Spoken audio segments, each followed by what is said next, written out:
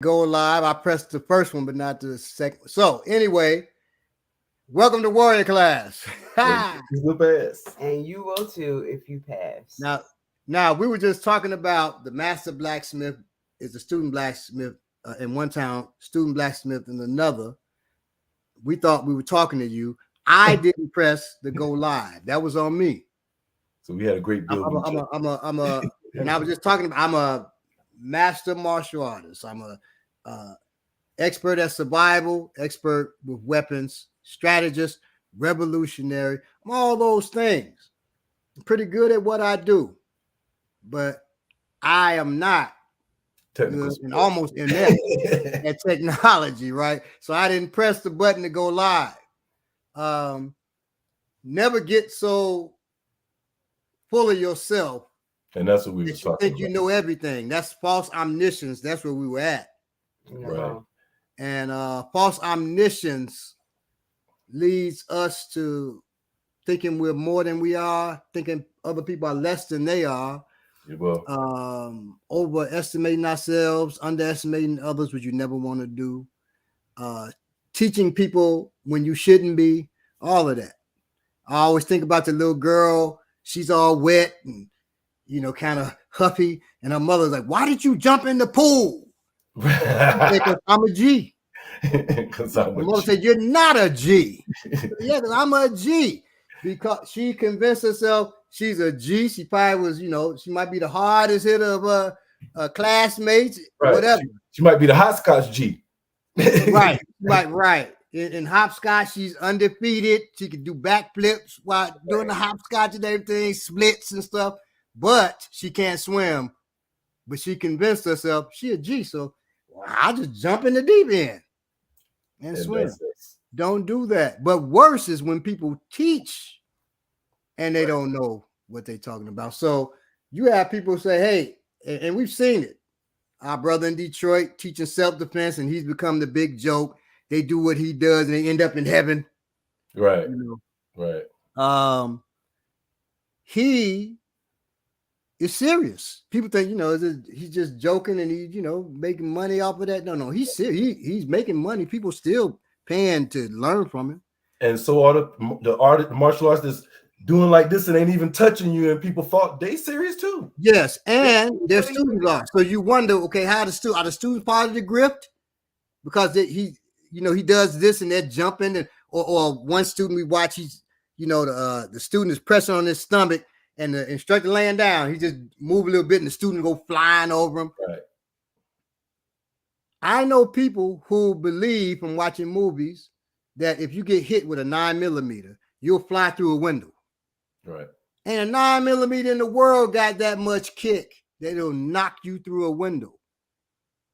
A 12-gauge shotgun may knock a smaller person through a window. But most people, it's knocking you. It'll tear you up, but it's not knocking you through a window. But people fly because they think you're supposed to fly when you get hit by a 9mm. So they're doing that to themselves. Well, the same thing when the master friend of mine, martial artist, he's much older than me, but he's transitioned now. But I was ranking over him. If you go by like in Chicago, it doesn't like if you do karate, this person does taekwondo, this person does Wing Chun, this person does African martial arts. You're respected based on your time in. You're respected, period, but based on your time in. So I had more time in than most people I knew because I've been training since I was 4. Okay. But Garrett is his name. Garrett Hawkins, high level, one of the best practitioners of Aikido, because most people, they don't consider Aikido valuable for self-defense. But the way he taught and used it,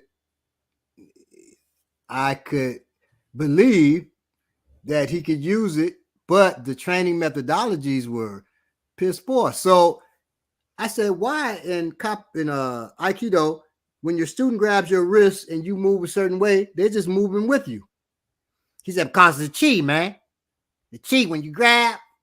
And you talk like him, you see, that's how he talk. You through your hand, your finger like this, man. They can't let go. So you move this way, they move. And then you move over, they flip over.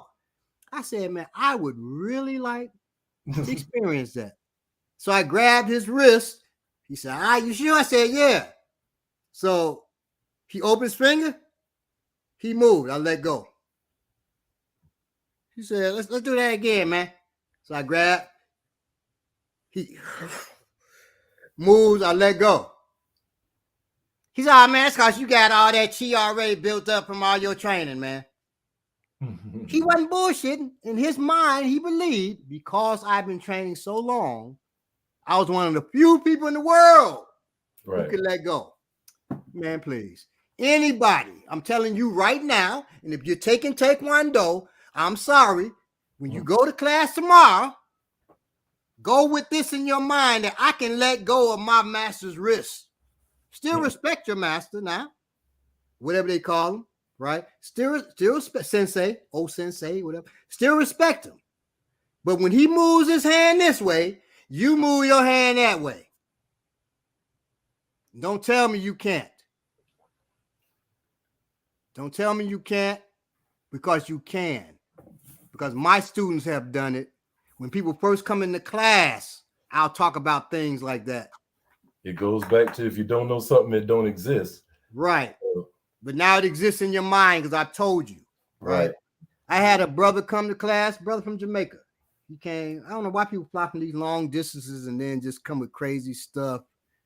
Leave disappointed because different ways. Some have come to fight me and then they leave scared. Others have come to learn, but they have put on me that I'm some kind of spiritual guru. I'm floating. They think I'm gonna be, levitating when they come in.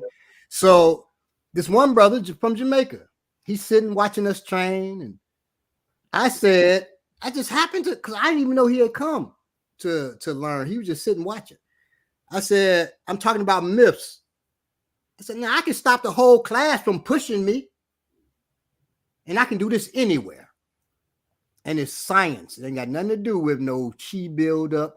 And so I put my hand on the brother's elbow on the first student, and I've done this with you all. And he's pushing, the whole class is pushing me. I said, oh boy, I go up on one leg, they can't move me.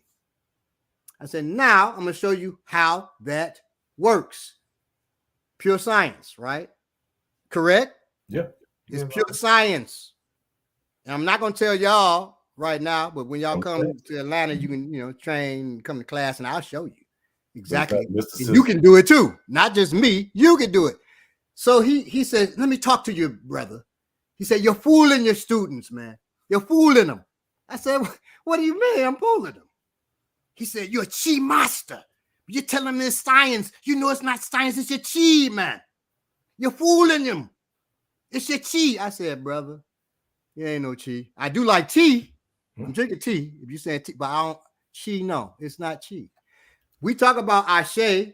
Y'all have seen me do things with ashe too, but that is still the science of the electricity of your body. Well, is they believe that shit. They wonder, and because they want to believe the thing in their mind.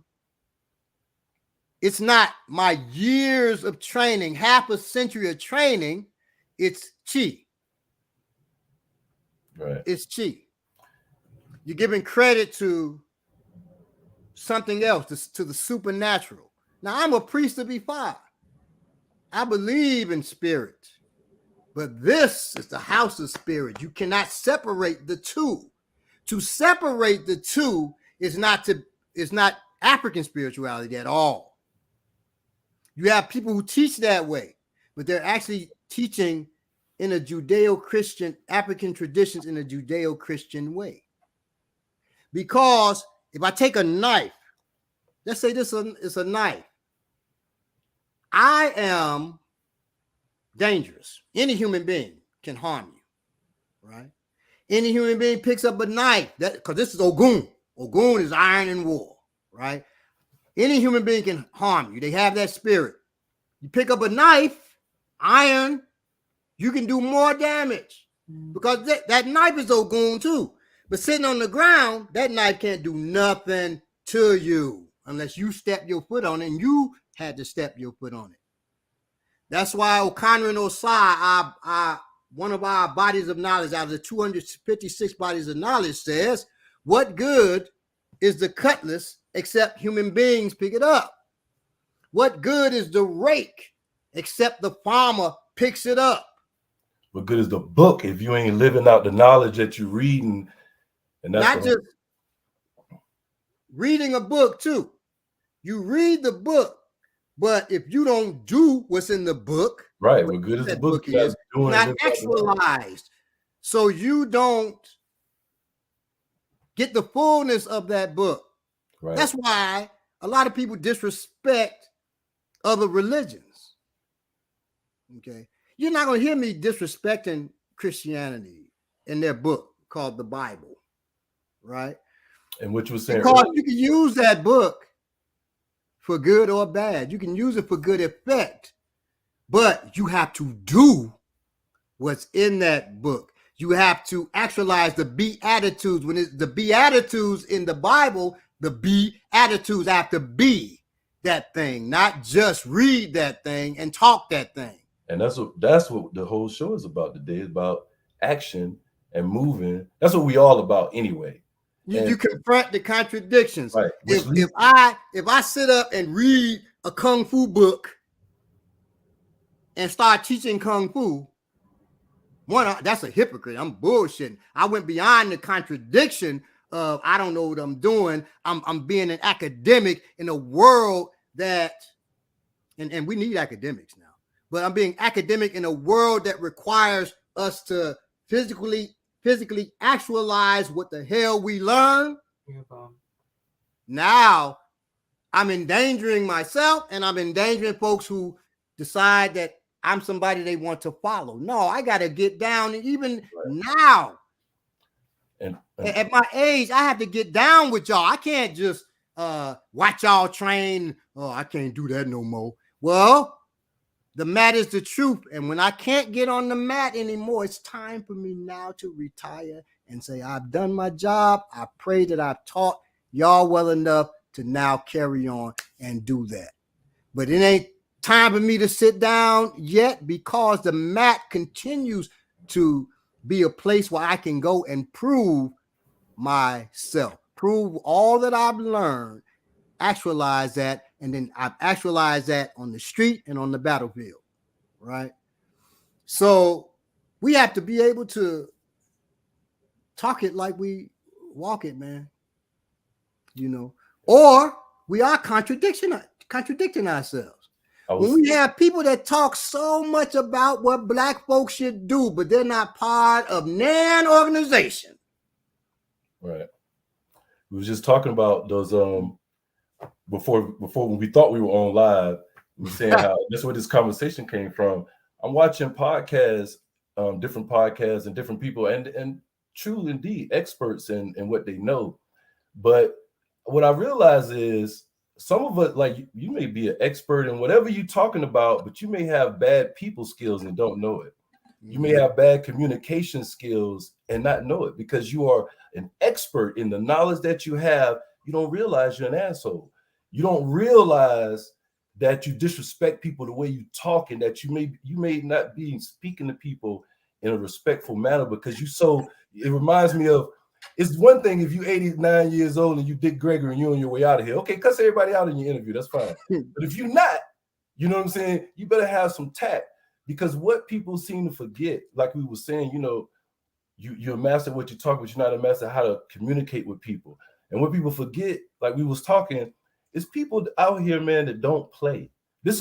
I'm saying this for your benefit. You know what I'm saying? I'm not talking about me but I'm just saying in general, you say something and somebody don't take it the right way, like you offend somebody, something can happen to you. You know what I'm saying? Mm-hmm. We forget. I think a lot of people forget when they sit on the screen. Some of these people that sit on the screen, they don't be outside a lot. They probably never have been outside a lot. And they don't realize how easy it is for something to happen to you for you running your mouth. I used to be, you was too, but we was rappers in the 90s. Mm-hmm. Back then you said something, I waited till I seen you, I waited a year. It don't matter. Right. I will wait. People forget it's not a new day. You can get your IP address for $5 off the dark web, y'all. Somebody show up at your local gas station and beat you down with a sack of onions. You don't know who it is. The point is, watch your mouth. When you don't have to be overly aggressive. When you don't have to. You know, I unite with everything you said, except I waited. I ain't waiting. So I was on stage with this dude talking about rapping, right? He was jealous because we were tearing his group up. And it was for this big thing. The person really, it was for Warner Brothers contract, which we won, and our manager tore up. I'll tell y'all that story one day. For people in our group not having good principles, he was afraid we were going to end up in the news. Like Pac at that time was in the news, you know, right? For supposedly, no, it was. I'll be sure this was before Pac, for supposedly sexually assaulting a woman. And he said he saw not me, but he saw the rest of our group going down for actually doing that kind of thing. Now I love the brothers I was with, but you know, we all grew up in on the west side of Chicago in the hood. But like I told my wife before, they were hood. You was just in the hood. I was just in the hood. So it was a difference, right? But we're rapping, and I can't say, I mean, I had hood in me too, because like what I'm about to tell you, this dude was talking crazy, talking greasy because we had beat his group. He was like, man, and made the mistake of closing his eyes. I told you about this. He was like, man, and we on the stage. Man, you know, really just this rap thing, we could take it to the streets. And the rap, we could take it to the streets. Not paying attention to what you're saying. Now, you're just talking. Right. You know, because this I do so and so. You know, everybody know Anthony Spates got them hands and feet. Not because he did karate. I pushed him off the stage with his eyes closed. And as he's falling, opens his eyes, he sees me coming down above him, because now I'm about to drive a knee right into his goddamn sternum once he hits the goddamn floor. He hit the floor, boom! I hit him with the knee, ambulance, you take him out of there. You think I left, I went back up there, we rhyme. No problem. So you have people, like Belay was saying, I ain't unique. You have people who will pull up on you, who will knock at your door. The person I know who you're talking about said, you know, people who he's better than people who don't read as much as he does. But I'm talking about him and others, because he's not unique either. Right, exactly. And so people like that, because I know every time he goes off and does something inappropriate, you have a bunch of people who defend him because they think like him. But they would get pulled up on too. That brother and other people have to be careful. They have to be careful of what's out here, man.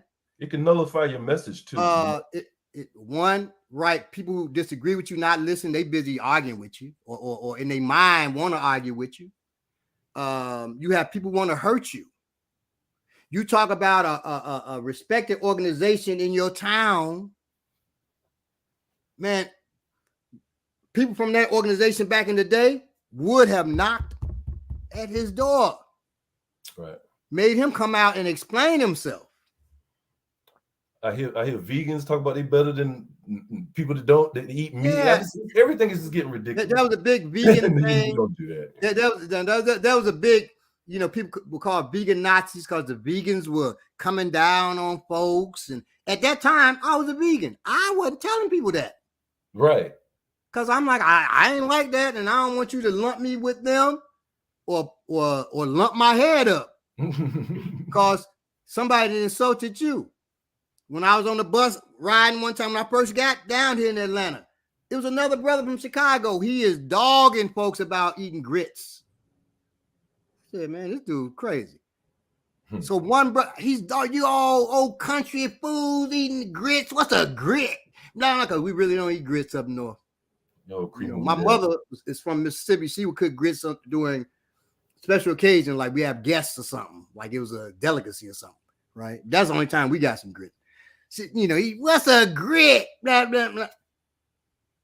This brother finally said, you say one more thing about grits, because this wasn't about grits. He's insulting the people.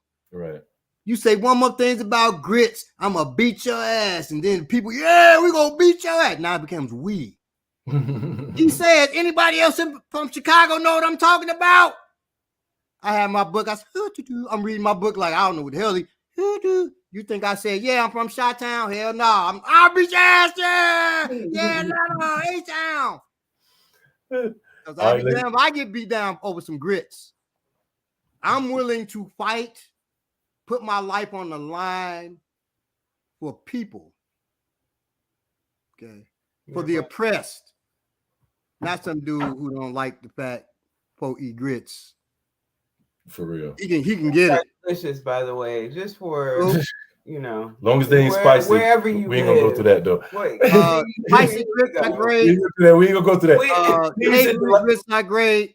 Time to share. Eat grits with sugar. Hey, that's politics. But we about to bring our guests up. We ain't gonna talk about spicy grits. Yeah, we're gonna bring up our guests. Someone said now grits is on every brunch menu. Yes, it is. Oh, and greetings everybody. Peace to everybody. Peace. Kalanji's out here.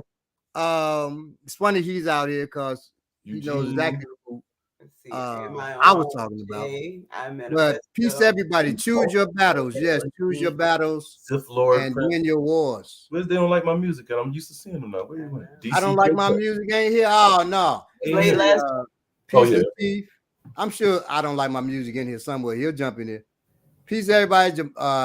Jamon M, James, 40J Blade. Oh, it's nice. They ain't all these folks ain't here for us. They here for Coco. But you're right, A Hill. That's it. Every time I get to a show with these people, it's insults. Who lives outside the country to insult the people they look like?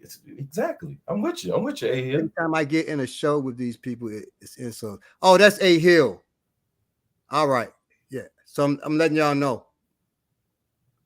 Just read my here. Y'all know the hand signals, right? Yeah. Okay. All right. So we're gonna bring Coco in. Now Coco is the host of Confronting Contradictions, which is a great show. It's right here on Black Power Media. Usually on Tuesdays in the afternoons. So watch, but you can go back and watch all the episodes.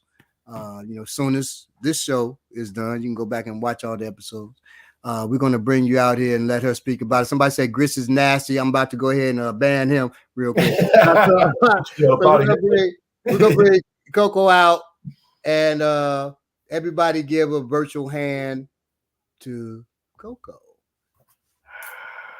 And it was one day I was sitting at home, just so you know, Coco, and I realized Coco is Confronting Contradictions, COCO. And I figured that out because they're both underscore the C's. So I figured out that's Confronting Contradictions. Wait a minute, is she a battle rapper? Oh, you a rapper? Free the land, free the land, everyone. You know what's so funny? You know what's so funny? When I chose the name Confronting Contradictions, I did not put that together. The COCO. Wow. I did not. Somebody in the chat pointed it out. And I said, oh, that makes a lot of sense. It's funny how things, just fall in line, right? Like you just don't know sometimes and how things are going to work. So that means it's meant to be. That's right. That's right. So Coco, welcome, first of all. Thank you. Thank you. So why do you have the lowercase c at the beginning of your name? What's the significance of that? Oh, thank you for asking. A lot of people don't ask and or notice, right? And I think it's the same thing as for me when I write my lowercase i's. I look at myself as someone who is a part of the community. I'm not as an individual. I as a new African, the community is more important than the individual. So I lower my name and I lower my eyes for that reason, to say that I'm just here as a servant to the community, not necessarily somebody who has to stand up and stand out amongst the rest of the people. So that's really why I do it. And I don't, get bothered when people, capitalize, but it still is why I intentionally do it. Yeah. Now let's backtrack. First, tell us about yourself. I wrote your bio in the description, for YouTube, but tell us about you. I'm sure that little bio is not scratching the surface. So. Oh yeah, no doubt. I don't even know where to start, but so I'm I'm an organizer, I'm a mother, and I currently organize with Black Alliance for Peace, as well as Community Movement Builders. Those are two of the organizations that I organize with. But my first allegiance is as a new African nationalist, and I'm a part of the New African Independence Movement, which means that I see myself as a New African, not in the significance of that, being a New African, and I believe in nation building. In particular, what does it mean to build a nation that is focused on land and independence? And so that's a lot of the work that I focus on, whether it's organizing with these other organizations or in support of the provisional government of the Republic of New Africa. And so I do a lot of other work with them in particular, which is why, if you see in my bio that I say I'm a conscious citizen worker. So if you acknowledge that you're a citizen of the Republic of New Africa, that means you're conscious. You're conscious of the fact that you're New African, you have that shared history, and what does it mean to be a New African by birth? Just essentially like, huh? I was just about to ask you that question. What is a New African by your definition? So, as the provisional government itself recognizes that a New African by birth would mean that you are born to a parent or through lineage of those who were enslaved here in the United States. And so, you were born to essentially someone who's Black, right? Your family, your history, you're Black in the Americas. But moving away from African American and Black American, when you tie American to that, you legitimize the American state. And so for me as a New African, I try to get away from, identifying as a Black American or African American, because I do not see myself as, I see being American as something that has been forced upon us historically. And so, I'm mixed, I'm also Puerto Rican, mixed. And so, for me, I grew up primarily, in a Black household, and my historical roots are in Virginia, which I used to visit, growing up. And so I think a lot of times people will attach to the, FBA and ADOS understanding of things where, they'll say they're a foundational Black American, or, they want to essentially in understanding themselves as a nation, right? Like if we identify as Black, that itself in and of itself is a national identity. But as a New African, we look at ourselves as wanting to be independent. And we think about, what it meant to be emancipated historically and being forced to be, so quote unquote, Americans within the United States under a constitution that was written to enslave us. But then not only that, a constitution that continues to subject us to oppression. And I think that constitution doesn't represent, African people or formerly enslaved Africans in a way that it represents Europeans or white Americans, you could say. And so as a New African, I struggle toward what it means to be independent. And I say independent, meaning, self-determined. What is it? Self-determination. And I think it is a contradiction to attach oneself to the American, I guess you could say, or being American, because again, that history that exists, and by being New African and struggling toward independence or, self-reliance and being self-sufficient as a people, thinking about what it means to build on the lands and also self-govern. And I think that work within the provisional government is that part of it, which means like, you want to be able to learn how to self-govern. And so that's why, I do that work. Excellent. Now, I wanted to ask, ever since I saw you on EYL during the phenotype debacle, I wanted to ask, when you said you're mixed Black and Puerto Rican. I know I heard you speak about your mother, but a friend of mine, Mr. Santana, he said his wife left him for a Black man. He's Puerto Rican. Says his wife left him for a Black man. Mr. Santana is as Black as pitch. I said, Mr. Santana, you mean another Black man? He said, you know I'm not Black. You know I'm not Black. I'm Puerto Rican. I said, Mr. Santana, you Black as Ace of Spades. What you talking about, right?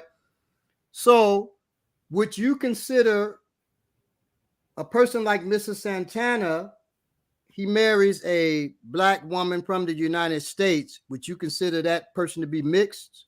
Good question. Or just Black? And I got a follow-up question for that. I mean, it's a great question, right? Because these things are so complex. And I think that there is that cultural understanding of being Black, right? And so when I think a lot of times people attach being Black to this cultural identity that exists here in the United States. And so what does it mean to be Black in the United States? It's not because of your skin tone, but it's your cultural, your culture, and it's your history. And it's more than just skin deep. Mm-hmm. And so a lot of times when you're Puerto Rican or you're Dominican or wherever you're from, a lot of times people will, and I think we nationalize ourselves. And so people who are, of a specific nationality, which being Puerto Rican is a nationality, it's not a race. Right. A lot of times they'll say I'm not Black because I don't associate with Black culture, Black American culture. I associate with my Latin roots, which is a little different, but it's still nonetheless African people. Yeah. And so I think that's what that distinction of calling yourself African, if we were to look at ourselves throughout the worlds of, dispersed Africans, that's what that is, where, we might not all identify the same way. But I think, sometimes people want to attach Blackness to, like, we don't want you to deny Blackness, but then we want to reject you if you're trying to take over a specific culture, that's not necessarily yours. And I think that can be complex, right, in and of itself. Like my mother, her actual, racially speaking, she's mixed, right? She's a mixed woman, racially speaking, but culturally, she's not Black. Like I can't. Yes, right. So like I would look at my mother and be like, well, my mother is not Black, even though she is half mixed, half, right? And so like culturally though, I would not assign her to a Black woman.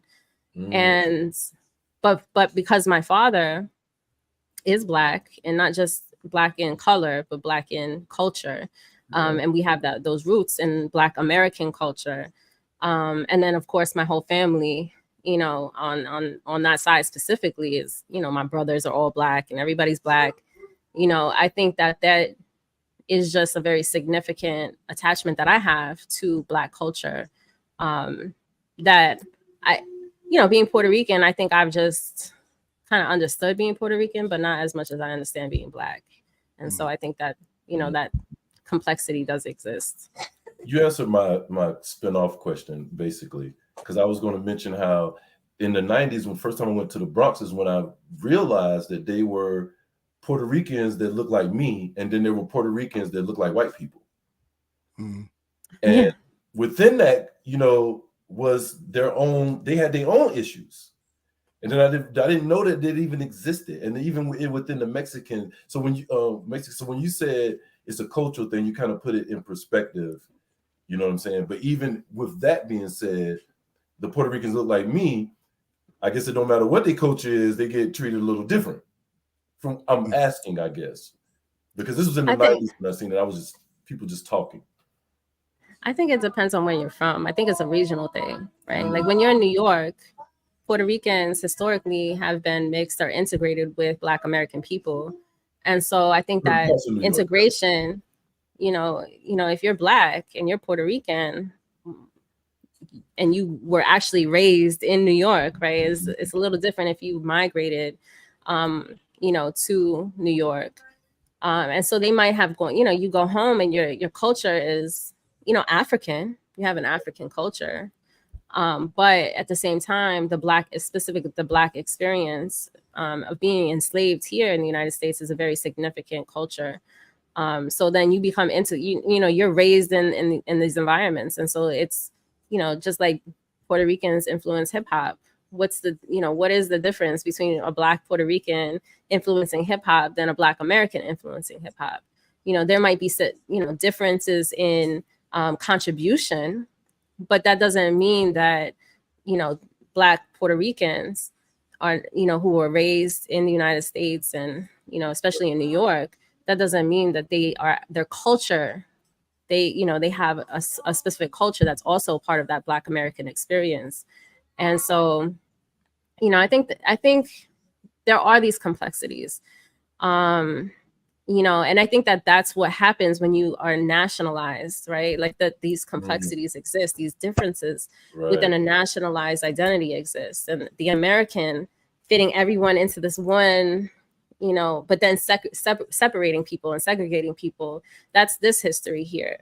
And so typically if you are poor and, you are Black, doesn't matter Black from wherever you come from, if you're poor, you typically will be in the same environments together, and you'll live amongst each other. And up north, I think it looks different than it does in the South, where I think Latinos in the South, from my experience, it's a whole different experience down here, being in Atlanta and seeing people who maybe have migrated or who are raised in this area, is a different feel. And I don't fit in. Like they would not recognize me as one of their own. And so there's always that complexity too. They would look at me like, nah, you Black. So like, you're not us. Puerto Rican friends here, and they're different than the Puerto Rican friends I have in New York. Just like you said. Matter of fact, one of my Puerto Rican friends here named Manolo, I was telling him about my birthday party. I was like, man, you come to my birthday party. He's like, man, they'll let somebody like me in there. I was like, you, what you mean? He's like, me, I'm white.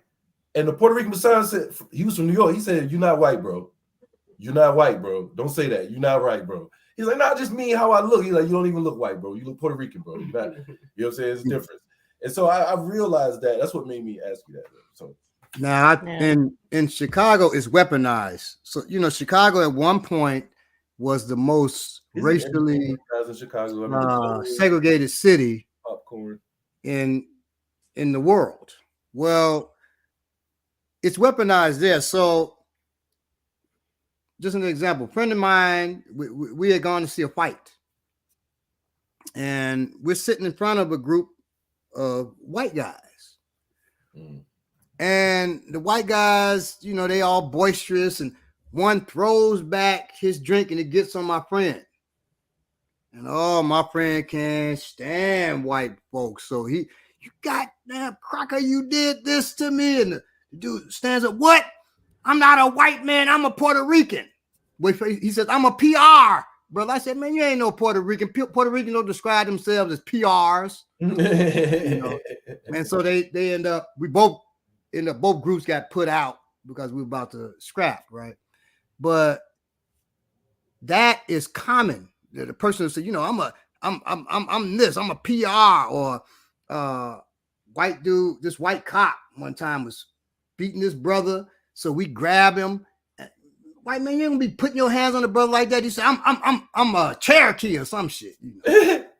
I'm like, you're using that as a weapon. That's to say it's okay, it's acceptable. Anything except Black, huh? We accept you. Anything but white or Black, because Blacks use, Black folk. Our family actually has Native in it, and none of us claim to be Native American. My sister said that at a naming ceremony for one of my grandchildren. She said, we the only family I know that don't claim to be Native American. We are. It's part there, but somebody in their family got nice hair, and they'll say, "Yeah, it's the Indian in my family."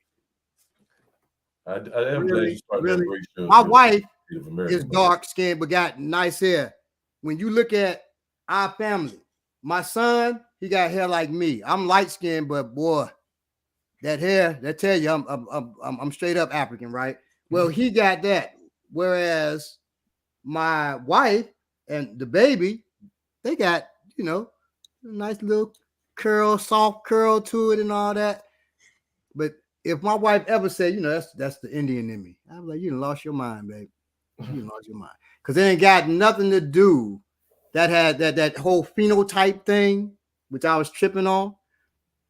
That has nothing to do with it. In my family, you have people, my complexion is lighter, and you have people like my father, who was, what can I find? Who was this complexion? Right? So all of us African, and all of us knew it. Right. At family reunions, we'd all go dressed in African garb. Everybody else got suits on and whatnot, right? And nobody in the family's like, man, light-skinned folk wearing African clothes, stop it. Man, we're African as you. But if anybody now, if a white person in the family married into the family wore African garb, I probably have issues with that. As you should. So I have a contradiction I would like to confront right here in real time. Talk about it. Talk about it. What is nice hair, Baba? Nice hair? It's hair that's taken care of and soft. It's hair that I don't have. When I had a full head of hair, my hair is so hard and not nice. Because I don't care how good you took care of it. That job was unruly.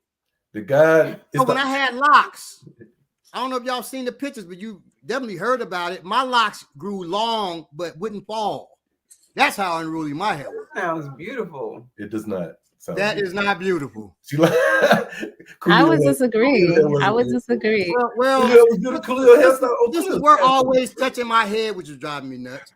They were always touching my head, and they loved it. But I wanted my guy to fall. Instead, you had the old dirty barber. One lock fall over my eyes, so I'm looking kind of mysterious, you know. Or a beautiful tree. See. Oh, I said, or a beautiful tree.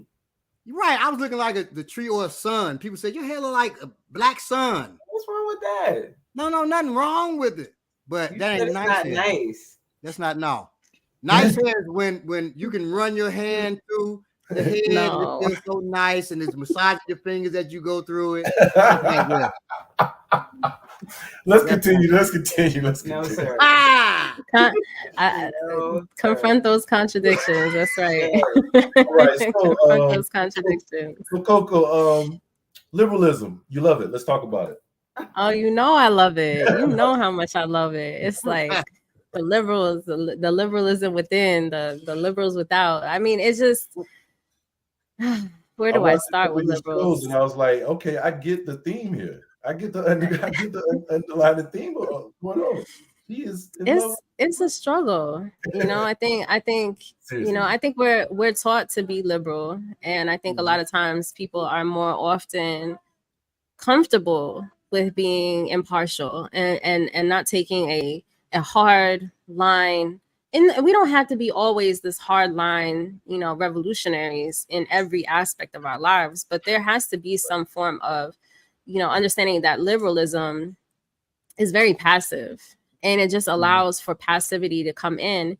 And then it's also, I think even liberalism, it doesn't leave enough room for criticism and self-criticism, you know, specific principles that I believe in, that helps me grow. And so there are going to be moments that we engage in some form of liberalism. And I'm not saying that we have to be pure and perfect, but I do think sometimes, like, even how we attack people, and how, you know, through words, and sometimes when we have these petty arguments, and, you know, when we you know, and sometimes when we invite that energy into our spaces when it doesn't necessarily belong, right? Especially when we're organizing. I have to set aside my personal feelings, about personalities and people a lot of times when I'm in an organization space. And so, but when I want to be petty and I want to make sure that I don't like you and I'm not going to do anything with you and I'm not going to do anything for you because I don't like you. But the primary objective is to get this work done.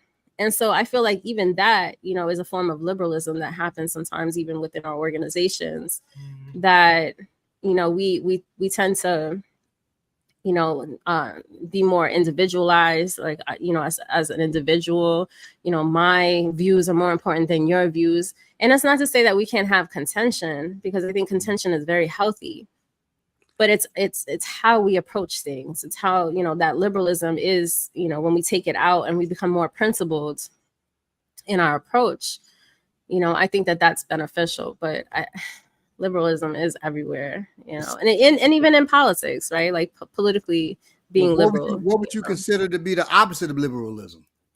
Good question. What is the opposite of liberalism? That is a difficult, because I think liberalism is almost in everything. So, I think politically speaking, I think there is, you could define it a little bit better most times, but even then you end up in that right-left spectrum, and then liberalism is somewhere in the middle. And so I think that liberalism is that messy middle that a lot of times people end up in, right? And so I think, I try to stay, away from the left-right spectrum of things, but I think being principled, I think, can help overcome a lot of the liberalism within self, at least, and within organizations. Because again, it takes away that personality, it takes away that individuality that a lot of us have been indoctrinated to be about. I can't always blame people for their own liberalism. I blame society for that, because I think we live in these environments that engenders liberalism to flourish, and so it's everywhere. But sometimes people just don't know how to just take a concrete no, take a concrete stance. Speak up when it's necessary. Speak up and say something, and struggle through ideas and struggle through differences. But when we don't want to get messy, and we want to avoid things. I think avoidance is, can be liberalism at times too. So no, I think you kind of explained the confronting contradictions thing a little bit, but I think you kind of explained why you named the show. But just in case, can you explain or if you already had, just outlining it, why you actually chose that name, and what are the goals that you want or that you have for your own show?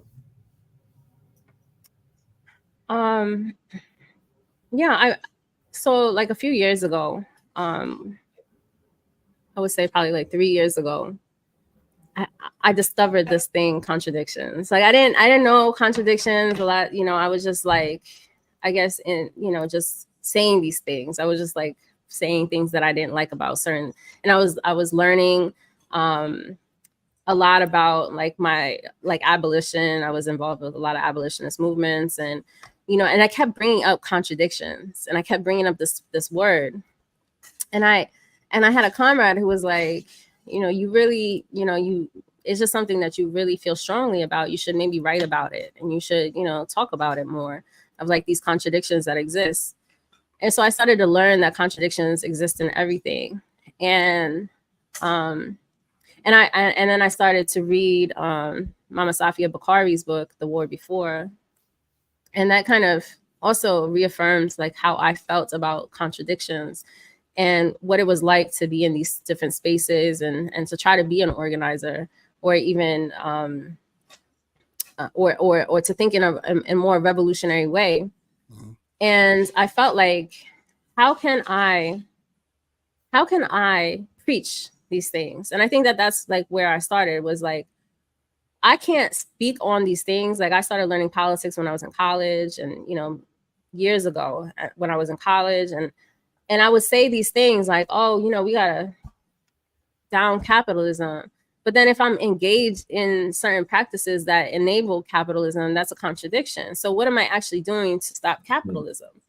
Same thing with, just anything that I'm like, I believe in, anything that I strongly believe in. If I'm just speaking to these things and I'm not actually living according to what I'm speaking, I felt like that was a contradiction. And so and then I thought about it as like confront these contradictions. Like that's what we have to do. We have to confront them.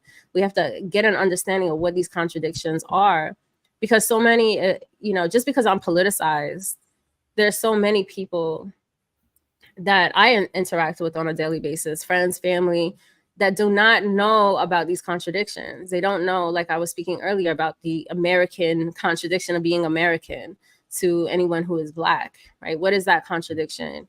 They don't know that there's a contradiction in, their workplace and, working for these Europeans who own these businesses. And then, you engage in certain practices because you believe so strongly in these businesses, but you're not actually, doing the work that's going to, liberate yourself. Like, what does it mean to actually liberate yourself or maintain a system that actually oppresses you? So I just think that it's important for us to confront these things, and I think. Do we confront them in ourselves, or do we confront? You read my mind, but I can't confront them in ourselves, or do we confront others, or both? I think it has to be both, but I'm a believer that revolution starts with self. And, a lot of times, like I said, we come into spaces however way we are. And I'm not here to change people. Like, I'm not here to force people to be anything that they're not. And I think that sometimes, like when we're in these so-called radical revolutionary spaces, a lot of times we feel like we have to put the hammer down on people and they have to conform to what we believe in. And I don't believe in that. No. It is frustrating. It is frustrating that our people, have this menticide, I guess you can say, right? It is frustrating to see, unhealthy people continue to engage in practices that maintain their unhealthy behavior, but then they complain that they're always so sick, right?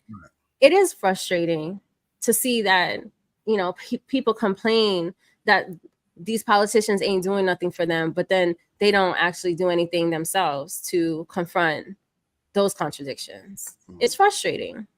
But I don't think, and I say to myself, how can I expect people to change or challenge this if I'm not having changed or challenge myself? And so revolution does start within self. All I can do is help people realize within themselves the changes that are possible. All I can do is help people within themselves challenge and transform a lot of what actually happens. Yeah. That's great. So it's the thing about it too, I think, with organizations and relationships and all that, is that when those contradictions aren't confronted, a lot of times, there's a breakdown. So you hear about people who join Black organizations who wanted to do something or who are, part of different things. And because there was this elephant in the room that no one ever talked about, they just end up, leaving off and not continuing their work with this person or this place or whatever it is that they're a part of, because no one ever confronts the fact that, women are not treated the same in this particular place, or, other things are happening in these spaces. So I really admire the fact that you're putting a spotlight on that. Thank you. Now, as far as I was watching when you were speaking in regards to violence versus self-defense, what difference between the two? Because for us, one, we don't call what we do self-defense. If I'm defending myself, that means I'm in a position of being victimized, right? So for us, we talk about self-protection, and that begins with being a liberal, because the first thing is avoidance. Avoidance is the highest level of self-protection, right? You're not there when the attack comes. But often, if we are confronting these contradictions, we are putting ourselves in the line of fire. You have some people that's not mentally sound that may want to throw hands. If I'm confronting someone's contradiction and they decide they want to punch me in the mouth and I break their arm, walk them up to the top of the roof, toss them off the roof. Was I being violent? Or was that just self-defense? That's a great question. That's a great question.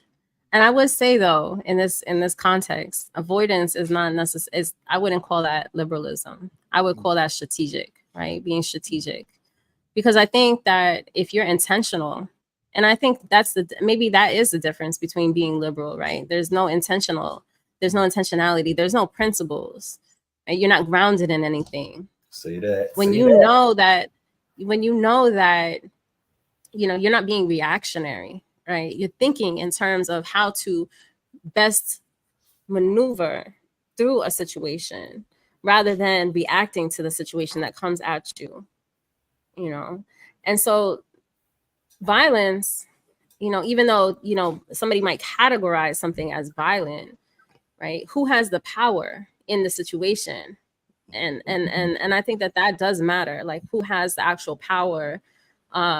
Because I think that when you have power, when we think about the oppressors, when they have power, right? They have all this power, and all they do is inflict violence onto people who have never inflicted violence on them, right? Who have never done anything to them, right? But just by existing is a threat to their existence, and so they inflict that violence onto people so that they can maintain power. And I think that that's the difference between self-defense, where you're the one who actually you have to defend yourself. We shouldn't be docile and should accept, the state coming onto us and incarcerating us and, dealing with police violence and all of these ills of that we experience. Because I guarantee you that, those who feel there's nothing I can do, so I'm just going to let you beat up on me. I mean, I just don't think that they have any empowerment within self, but I think that, and they fear freedom. And I always go back to that. When you fear freedom, you're not going to, respond to somebody beating you up. And sometimes you can respond, right? Sometimes it is strategic to avoid certain situations. And sometimes you have to do that. I've been in plenty of situations because of the work that I do. I'm dangerous situations, right? I don't speak on these situations a lot, but very dangerous situations that I've been in because of the work that I do. And not, and again, sometimes you have to retreat if you want to survive. Sometimes you have to retreat and calculate what you're going to do, what your next moves are. And be intentional about how you respond to the attacks that you're experiencing. And sometimes you're in the moment and you have no choice but to react and respond in the moment, because you really have no choice but to put your hands up and fight back.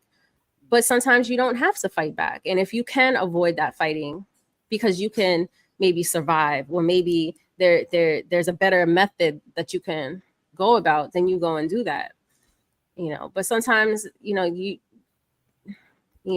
don't have no choice.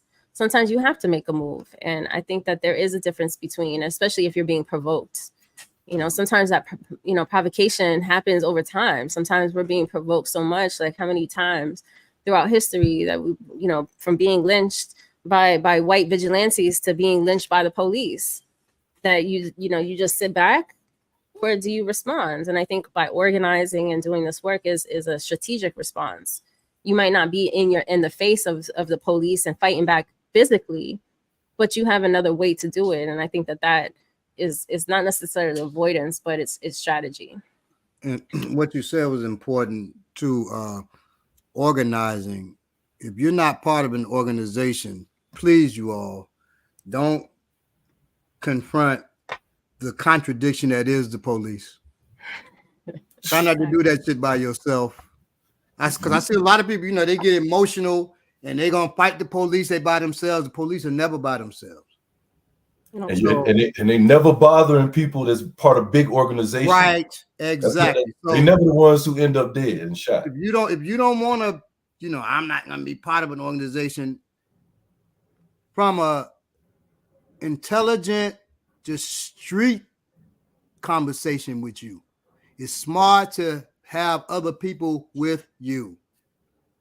Because if you're talking about fighting against, I'm going to fight these cops. It's 2 cops and I'm going to fight them because 5 more going to come. That's not brave. That's foolhardy. Mm-hmm. Okay. And so organization is important and paramount. And also organization checks us if we go off the rails, right? Because people are going to say, hey, that's too much. You're doing too much. That's too much, or that's too little, or whatever it is, right? And so organization is very important. Now, if people are talking like an organized person, but they're not organized, is that it is a contradiction? Is that principled? No, and not at all. Right. And I think that that's just personality. Because to me, organization is accountability. Like, I'm accountable. Like, my actions, everywhere I go, everything, whether I'm in the chat, whether I'm on camera, whether I'm down the street and I'm in somebody's business, my actions do matter. And they matter because I'm in an organization. If I was just a lone wolf and I could just do whatever I want, and I could just say whatever I want, I could be disrespectful, I could hurt people because I'm not accountable to anything. But in an organization, I can't be an organization if I'm not responsible. I can't be an organization if I'm not accountable. And to avoid organization means that you don't want accountability. Right. You don't want to be accountable. You want to just be about self. And just as I spoke earlier to, my lowercase c and my lowercase I, the community is more important than the individual. I have to work on myself. I have to bring the better self into the organization, but I'm not the most important element here, because it's all of us together that bring everything together. It's our collective struggle. It's our collective work. And that's what makes us powerful. And if it's always about me, and if it's always like, yeah, I got feelings too. I don't like certain things and certain personalities out here. And, I have criticisms and stuff like that. But it doesn't mean that I put myself above anybody, because I don't. And I think that because again, I'm in organization, so I'm really not above people. I might have certain roles within organization. That means that I have to oversee certain things. And I mean, we do have these organizations that there is some hierarchical structure to them, being a part of leadership within these organizations. And so, yeah, I have to, but I also, it's how I convey the message. It's also how I struggle with people. It's all of that, I'm not above people. I'm just working. I'm trying to struggle with people. And I also think that's what makes it, like, by struggling with people are sometimes so cowardly. Like they can't even struggle with people. Like, I'm just going to leave because I don't like you. I'm just going to leave because I don't feel like I'm getting, it's not all about me. And it's like, you just don't know how to struggle. But when shit gets real, what are you going to do? What are you going to do? So, yeah. So. All right. Since you talked about not feeling safe in certain situations and actually being in danger in certain situations. So I have a question about that, because, we long to feel safe and to feel secure from the threat of danger, harm, or loss, and to know that we will be okay and, in our mind, heart, and body. And yet the definition of safe also includes unlikely to produce controversy or contradiction, not likely to take risks. So we want to keep ourselves and our loved ones safe, but the closer we get to safety, the further we are from love, because love is to take a risk of loss. That's a contradiction. Should all contradictions be confronted? And how would you advise someone to confront tricky contradictions? You know, I mean, there's a contradiction in everything. And so we have to recognize that, you know, there's going to be times where we can't confront everything at all times. We have to sometimes confront something that comes before that contradiction. And then we get to that contradiction after, because again, this is about strategy. You know, and I think safety is, you know, is it's interesting, because like, how are we ever really safe, you know, in our daily lives? Like, what is safety? What is safe? Like, I do want to protect, right? Like, I want to freedoms. Right? Like, I think about, like, we have a lot of privileges, you know, here in the United States compared to other oppressed nationalities. But at the same time, when you walk down the block, you just never know what's going to happen. There's no real safety, but we want to be proactive, and we want to protect.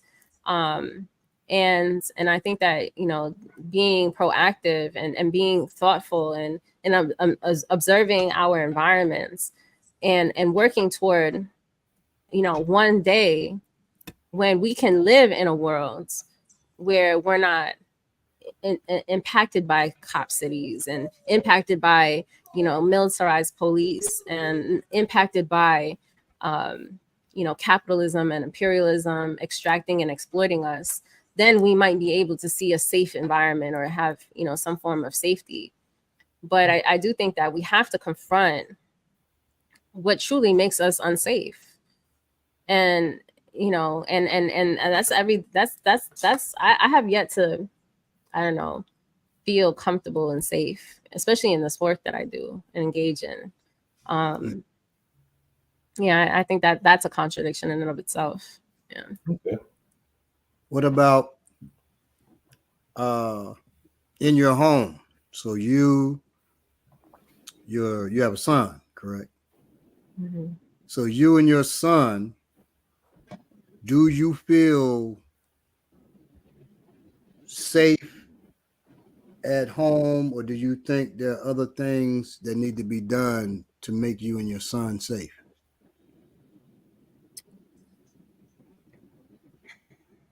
I would say no. I do not feel safe. I do not feel safe. Right? Like, I don't feel safe. Right? I feel like, especially how sophisticated things are in technology and, you know, people being able to manipulate systems, whether it's your technology systems, and you could guard your doors, you could do all kinds of stuff. Somebody can still come in. And, you know, I've lived through that experience where somebody has come into my home and violated me while I was sleeping, and on multiple occasions. And, you know, because people, and especially I've always been, I mean, I haven't always been alone, but I do have a lot of times in my life and periods of my life where I am alone. And so there is that vulnerability of, you know, when you're sleeping, you never know what could happen. And so, you know, I take as much precautions as possible, and I do my best, you know, but I think that you just never know what could happen and how it could happen, considering, you know, how people are becoming more sophisticated and especially, you know, especially the state itself. I mean, we think about, you know, COINTELPRO and some of the tactics that they use. It was going into your home while you were paying attention, and they might not have physically hurt you, but the fact that they were in your home, you know, like, can you really feel safe? And I you know, I just try not to sleep on that, just knowing that anything could happen at any time. But I would like to be alerted.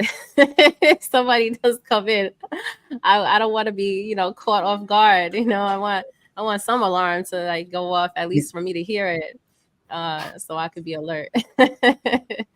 At least, yeah. There are ways. I'll just quickly say, because I don't want to get into, you know, what you don't have or do have at your home. But one of the things, make sure of, and a lot of people, I say this to people, they be, lock your doors when you sleep. You to your bedroom. When I am asleep, say my wife is at her shop, I take a nap. Before I take that nap, I lock that door. Because I don't know who may come in there. And yeah, people can pick the lock, but I'm going to hear that. Right. And it gives me time to do what I have to do. That's one thing. But to secure, and this is for everybody, this is a cheap way of securing your door. If you worry about somebody kicking in or coming in the front door, that's cool. It doesn't matter if they have on boots and, you know, blue uniforms, because blue uniforms, you can blend in with the night better. You got problems. You don't lock that manifesto. And so you get yourself a cheap piece of wood, about a 4 foot to 5 foot long piece of wood, about 3 feet wide. Okay. You get yourselves some nails, the long nails. Nail them through. You can put that in your closet during the day. At night, we supposed to be doing a show about this, Barbara. We supposed to be doing a show about booby traps and stuff too. Oh yeah, we are. I'm glad you brought this up. About booby traps. Go ahead, but I'm just glad you brought this up. Put that in front of your door. People push in and they come running. That nail go up through their foot. Now there's another way, but this is if you really just trying to.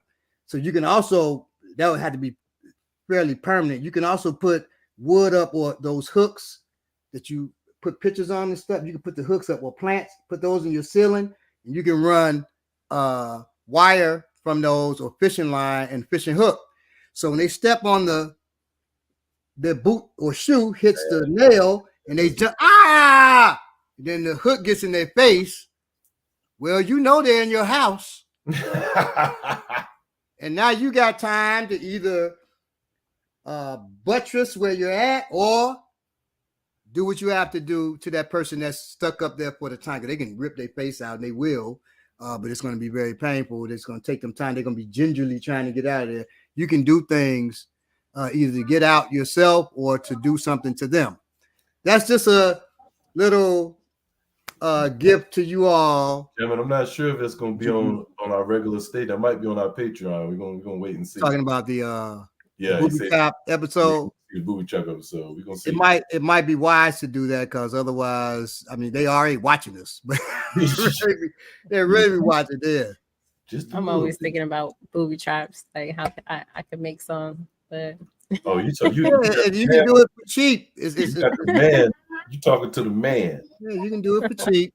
So, you know, and then move it, of course, at night. I used to have, so we have two houses. Our house that's in Atlanta proper. I used to have the ground and everything booby trap, but I'd get up early in the morning and take them down so none of my children walking the dog through the ground, you know, and somebody get hurt. So, hey, but you know, I'm a little extreme. But you can do a little cheap stuff for your house, you know, house, apartment, or whatever it may be. So this is the question that everybody really waiting for us to ask. This is what they really want to know. This is what everybody, y'all in the chat. Where we at? How many people we got live? This is what they want to know. The question, I'm asking the question now, y'all. I'm asking it now. On 3, 2. Are you pro Israel, or pro Palestine, or neither? Or do you just not give a fuck? Let's talk about it. What a question. Let's talk about it. It's important. I mean, I think, and I spoke about this on my last show, that, you know, we might not have the same exact experience as Palestinian people. And I recognize that as African people, we have our own problems. Negroes over here? We got our own problems. We got our own issues we got to deal with. Every day I got issues to deal with.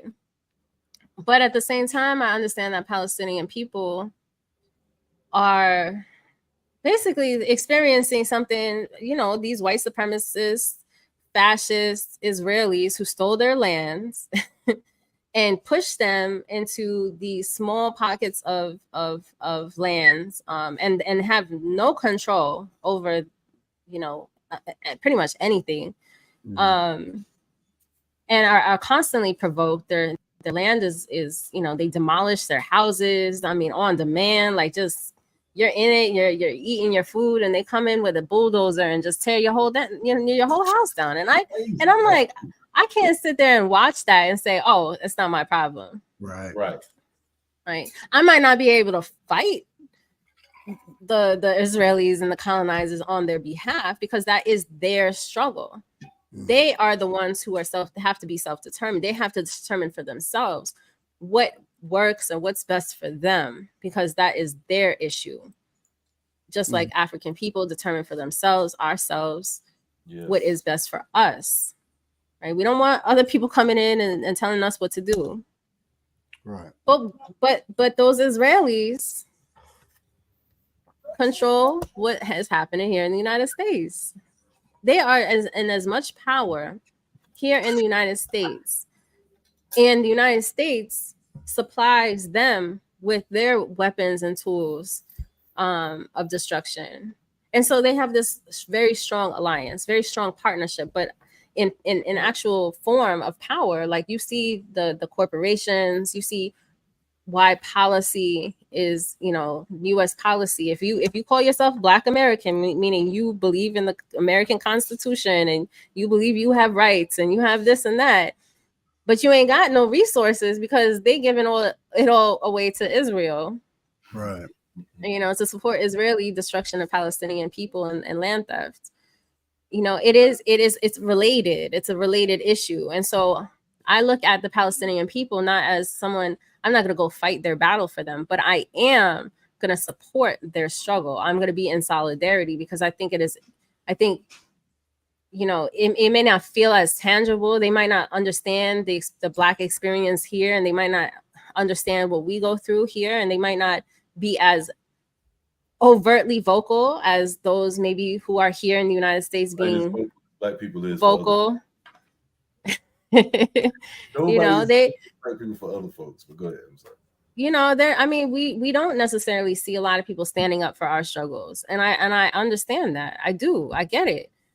And so I don't need to give, and I just because I'm giving support doesn't mean I need to necessarily receive support. But I do feel like if we're building solidarity, right, it's going to come in the long term. It's going to come to our benefit. When Africa, the continent, is free, I believe it'll benefit us here in the United States. When Palestinians are free, I think it will benefit us here in the United States, because again, their Israeli forces, the IDF, is training the police here in the United States. Their surveillance is used, right? You know, you have the Gilly program, which is specifically training, you know, these foot soldiers to, you know, oppress us even further, and use those same tactics that we see on camera, which are like brutal. Use those same tactics against our people here. And so I don't think that, you know, like, you know, I can't spend all my time focusing on the Palestinian struggle. And I say that because we do have a struggle here that we do have to focus on. But I know that by being in solidarity and being in support of their struggle, and if they become free, I know that it's going to help us in the long run. So that's a strategy, right? It's strategic solidarity and internationalism that I think we should be focused on. And, you know, for me, it comes down to who is being a good person. Okay. I was talking to my wife about this exact same thing earlier, because there's a well-known psychologist, I guess, who, you know, you know, they don't do nothing for us. Where were they in Haiti? Where were they in this and that? And my sentiments are like yours. I said, dear, it's the same as if I'm driving down the street. I see a man just putting the boots to a woman's head. It don't matter if she was. That woman ain't done nothing for me. She ain't done nothing for my struggle.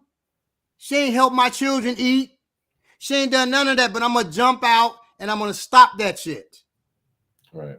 Because that's the right thing to do. All this, they didn't do nothing for me, so why I'm gonna jump? Stop that shit. Yes, you're right. We got more to worry about now. I'm driving down the street. My daughter's getting boots to her head, and another woman who I don't know getting boots to her head. I'll try to help them both, but of course my daughter gets dibs on me jumping out that car. Right. Then I'll run, after I've helped my daughter, then I'll run across the street. And if she's still okay, I'll help her. Right. We got to stop this, you know. And y'all probably know who it is. A lot of people don't listen to him because they consider him a grifter at this point, you know, not opening the school for years and all that. But he's, you know, what have they done? What have they? And that sounds nice. But and once again, being part of organizations, you'll learn there are things to do. There are times to do. There are times to be. Okay. And even deeper than that, Baba, like we were saying earlier, when you ain't really never seen nothing and been off your porch, so you seeing it on TV, what's going on, but you ain't seen death, you can't empathize with the way they got it now. We look at TV all the time and see people dying every day, so we don't feel nothing. So it's easy to say, I don't give a damn about that, man. I'm worried about what's going on here. Well, you know, babies ain't getting tossed around and killed in the street out here. You know what I'm saying? And we get too comfortable with being. And I'm speaking specifically as men now, right? I can only know so much of how a woman feels about this, but as men, I was watching a post and they had this big spider and the husband ran out the house, leaving the wife and the children there, and the big spider, they on the couch scared. Talk about this. And so people were getting on the guy, and somebody jumps in, and then a bunch of dudes like this, a bunch of dudes jumped in, said, hey, we're expected to fight against a spider. It can hurt us too. You old mealy mouth punk, shut up. And so people, yeah, that's right. It can hurt you, but it certainly can hurt your wife and children. Sometimes you have to put yourself on the line. Absolutely. Sometimes you got to be a fucking man. Come on. You got it right. I'm talking to men. Listen. Straight up. You have to put yourself on the line. You say, well, women do too. If you're saying, well, women do too. Oh my God. Then I want to beat you up. You shouldn't be with a woman. I want to beat you up if you say I'm being serious about that. That's real. You cannot be a punk in any movement you're part of, any organization you're part of, and that includes a marriage, that includes us training together. If we out together and somebody punks out, don't come back to class the next day talking about them. Oh, I ain't know y'all fighting. I'm sorry y'all got your heads busted. Don't come back. I'm so glad you brought. If you're part of any organization, whatever it may be called, have a small or a large, don't be no. Don't be weak. Can I just take from there and say really quickly? I remember when I first started training with Baba. Let's say I'm gonna go fast forward 2 years into training with Baba. I didn't understand why people ain't want to, like, everybody wouldn't just, and Baba wouldn't just ride with everybody, but then everybody didn't want to take Baba. I was like, what's this about? But I came to understand he has certain politics about the police and situations. You know what I'm saying? I'm not going to link to all that, but he got certain politics. If certain situations happen, this is how he moves. So then I started. I understand why some people like, I ain't now. You give Baba a ride. I don't want to something happen. Like, they ain't trying. They ain't trying to be in it. You know what I'm saying? They're not trying to be a part of that right there. If that's who you is, just know who you is, man. Just know who you is and be that. Because the problem is, too many people know that's who they is, but they want that chest puffed out when they around their girl, when they online, when they in front of people, certain people. Yes. That's why I always have to grab people that I got a problem with. I'm gonna talk to you by yourself. I learned that as a child. people don't act the same in the crowd. You know what I'm saying? So all this shea butter stuff, man, that we affectionately use to describe this very weak bone behavior that we are seeing in our community. We are going to ask you, please. A couple of you might be in the chat. I seen one of you at least. What I'm going to ask you to do is stop thinking in absolutes. That's when we know you're real weak bone and shea butter right there. When it's absolute. Oh, all these people do. If you go there, you like this. If you you this. If you are this, then you that. I know. I just look at your comments. Oh yeah, they ain't never been off the porch. That person right there, weak bone is a motherfucker. And yeah, I'm talking to you. I'm gonna start. Go ahead. Two things. First of all, what you're saying, when Coco talked about liberalism and trying to think of what the actual opposite of liberalism is, I was thinking, based on your definition, it's a manner of shrewdness, which is not, looking at one thing and just painting it one way, based on whatever you think your expertise is, but constantly, like you said, with intentionality, constantly analyzing things, constantly when you're confronted with new situations, thinking, okay, how do I feel about this? Instead of just trying to come up with one thing and, okay, just take a hard line. So thank you for saying that, because I wanted to come in too, and she was like, you face the contradictions in yourself first. Yeah, well, and we should be constantly, every day, every second, every hour, facing the contradictions within yourself. We all have them. Now, some of them are, some people, like we talked about the last show, extreme contradictions. You know what I'm saying? You're a pastor, but you're out here tricking and holding. That's extreme contradiction. Versus, and that's unprincipled too. Yeah, it might be a lot of stuff. Matter of fact, there might be a lot of stuff. But it's we all have them. So to be able to see yourself is one of the greatest gifts you can ever give yourself. So now, hold on real quick. Now, if you're a pastor and you're single and y'all here tricking, it's cool. That's okay. That's okay. You ain't wasting your money, ain't That's a different tricking off you're a single pastor. That's cool. Most pastors tricking off. If you're a pastor without a job, you're a crook. No, I'm just kidding. I'm sorry. My mom ain't got no job. Most pastors, their job is pastor, and most of them are crooks. But anyway, no, I'm not gonna say that. I don't want to say that. I'm gonna roll that back. Most pastors, I can't say they're crooks. But a pastor told me the three most important things to pastors is 3 C's: Cadillacs, coochie, and chicken. That's from a pastor. No, a pastor told me. Now, I would say cash would be 4, but he didn't say cash. I got it. A pastor told me. He don't have to have that. He's being fed currency. He gets free coochie, and the church pays for his Cadillac. He don't need no money. A pastor told me in gym. I used to work out with the elders and the seniors, and we talked to one of the seniors, like, "Hey man, you need to come with me, man, and be a pastor at my church. I'm a pastor. I had this church for 10 some years. I'm ready to give it to somebody." I said, "Man, I'm not even Christian." He said, "Man, none of that shit matter." Oh my God. I went straight home and told my homeboy, "Yo, by the time we 50 and we ain't rich, we both getting churches, nigga. We gonna get this shit pumped." And I still got that plan. So and if you don't know, we train inside the church. If y'all see me broadcasting next year after my birthday from that church, Scheming. That I was going to say. Sorry. And I'm sorry, I'm backtracking. This is about Omanigi has to reel us in. I'm sorry, Coco. Right.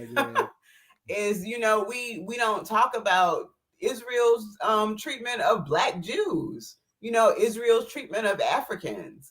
Like, why would anyone ever who looks like us ever think about taking their side, or really giving them the benefit of the doubt when they've shown us how they feel about people like us? Because people, some are getting paid to do that, but the majority, they bought into the lie about Jews are the chosen people of God. Oh man, yeah. So how can you attack the chosen people of God? Now they have no blood. In the words of I can't remember his name. He was a Black Jew, a very good Sammy Davis Jr. No. Stop it, oh, come on. Coco, you know this. He was a teacher, not John Henry Clark, Dr. Ben. Oh, Ben Yakanan. Yeah, Joseph Ben Yakanan. Yeah. He talked about how, you know, those people have no blood relationship to the actual African Jews. So if the Jews are God's chosen people, that doesn't have anything to do with them. That's not them. You know, that's the people from that's the Ethiopians and the other people from East Africa who go there for refuge, who they sterilize. Not No, the Khazars. Is that Khazars? Khazars? How do you pronounce that? Anyway. No, they're Ashkenazi, aren't they?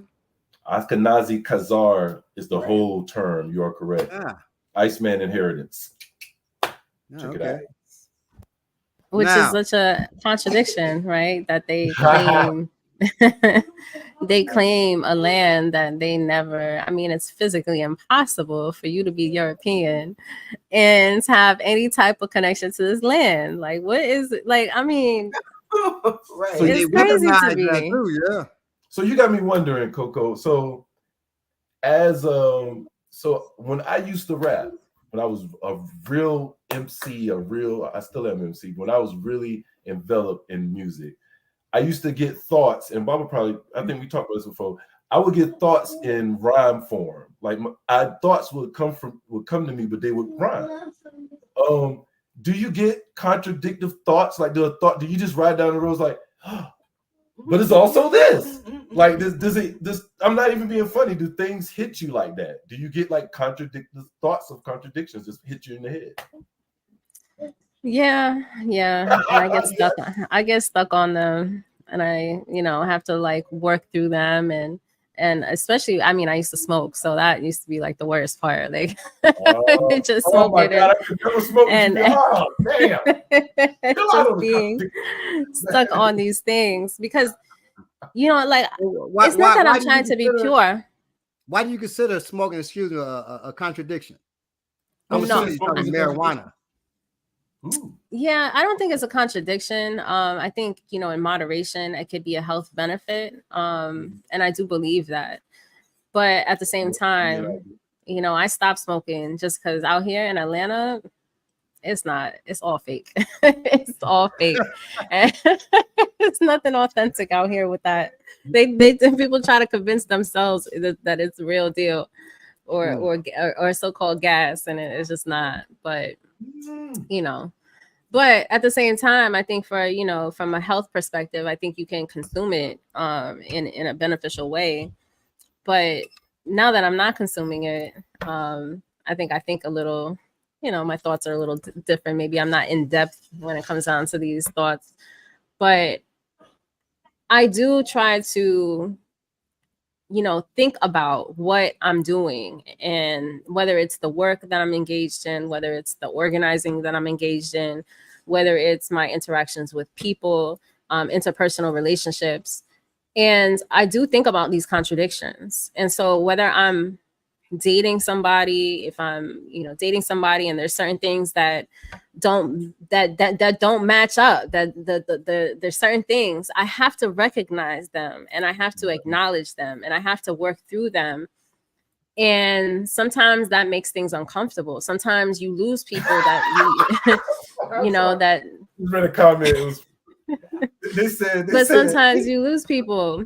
What happened? Said, oh damn, that's that outdoor. Talking about the weed. That's not the endo, that's the outdoor. I'm sorry. Now, real quick, David Silberg said, Jewish. David Silberg said God did choose him, but he made a mistake. Damn. I'm sorry. Please finish what you were saying. I did see that comment. Yeah. No, but I think like I have to consider certain things, and that's why I think principles are so important. Because if you really think about what you're principled on, what you believe in, what you're fighting toward, what is the end goal, what is your objective, what is your mission, everything else, the contradictions will always be highlighted for you. So what might not be highlighted immediately will always eventually, rise up. And I think that is also a form of protection, right? When you're able to recognize these contradictions, and, when you want to protect what you're working toward, when you want to protect the work that you're doing, by recognizing these contradictions, by saying, okay, this doesn't fit into what my objectives, then I can move on to something different and better. And sometimes that's uncomfortable. These are uncomfortable truths that we have to, overcome. And I think that's real, but I do think it's important to really, in everything that we do, think about the contradiction and think about like what doesn't make sense. And that's from me mothering, like I said, to everything that I do, I have to think about these things. I think if you are really good at, or not good, if you just self-reflect enough, I think your contradictions will come back to you, just like the lessons that you refuse to learn. Your contradictions going to constantly be shown to you until you resolve it, until you face them, or at least acknowledge them to a certain extent. So, last thing. No, I got one more thing I want to add. One more. Okay. I know that you're well read, Coco. So, do you have any books that you would recommend that we all should read? I usually don't read, but because we got a guest that's giving us a recommendation, I'm gonna read this time. Yeah, I'm just I have a lot of books. I mean, I haven't read everything, but I have read quite a few things, and I think some things that have impacted me that I might not be able to talk about on air. But there are some things that I've read that have impacted me, and I think help, especially with the contradictions part. I'm always a proponent of The War Before, Mama Safia Bukhari. And the reason why I'm going to continue to highlight that book is because I think it is a reflection of her own contradictions, and a reflection. I think it's a response to her own contradictions. I'm fortunate to have elders who knew her and from when she was young to when she passed. And I have elders who were able to tell me, certain things and stories and help put things in perspective that I don't think that, when you read the book, you might not know. And so like when I read this book and I reread the book, I see certain things that I didn't see before. And I see certain vulnerabilities that I might not see before. But it puts in perspective, a lot of the mistakes that happen. Like, we're not perfect. And so we can only strive to be better. We can only strive for a better self if we really truly want revolution. If we truly want change, we can only strive to be better. If we don't want revolution, then we're going to continue, sticking to that old thing that we want to keep. We want to keep our neighborhoods the same. So that means if you want to keep your neighborhood the same, and I'm not saying inviting gentrification in, but if you want to keep things the same, and back in the day, this is how we did things, but then you don't want to evolve, you don't want to change, you want to maintain things, and yes, reminiscing and going back and enjoying things that life before the internet and all of that, yes, but we have to keep up and we have to continue to evolve for the better. And so I think that book is really good for that. Another book that I really enjoy from a political perspective, that a lot of people, and so this book itself is not, it really does put into perspective, internationalism and nationalism, and what is false nationalism, and false internationalism. So this book I highly recommend. You can what Google it. It's called False Nationalism, False Internationalism. And right now I'm in a study group and reading it for the second time, but I read it, I read it for the first time not long ago. And I read through the whole book, and it really challenged my perspectives. It really challenged the way that I see internationalism or see myself as a nationalist. When we're working with Europeans, like, it kind of talks about a lot of that, that struggle that I think some people do still struggle with is not understanding the difference between like the struggle that Europeans have versus the struggle that we have. And a lot of times that diversity that people like to get entangled in, that I disagree with. I'm Cross syndrome. You disagree with, what part do you disagree with? I think, and from a nationalist perspective, as a new African, I don't think Europeans can understand what we went through. I don't think Europeans can understand. And so I think that there is that possibility to work in coalition in specific, very specific and tactical ways, to work in coalition with Europeans. And not to say that I have a problem with Europeans. I interact with Europeans, you know, you call them white people, whatever you want to call them. But I don't have, like, I'm not walking around every day and trying to, you know, fight white people all day long, right? And I think sometimes we get that messed up. But to be an organization, I am particularly in organizations that are for Black liberation, for Black struggle, and that's very intentional. You know, there are a lot of these organizations that are potentially like white led, and they might have some sprinkles of Black people in them. But I don't think that, and I think that those histories and those lessons are in that book.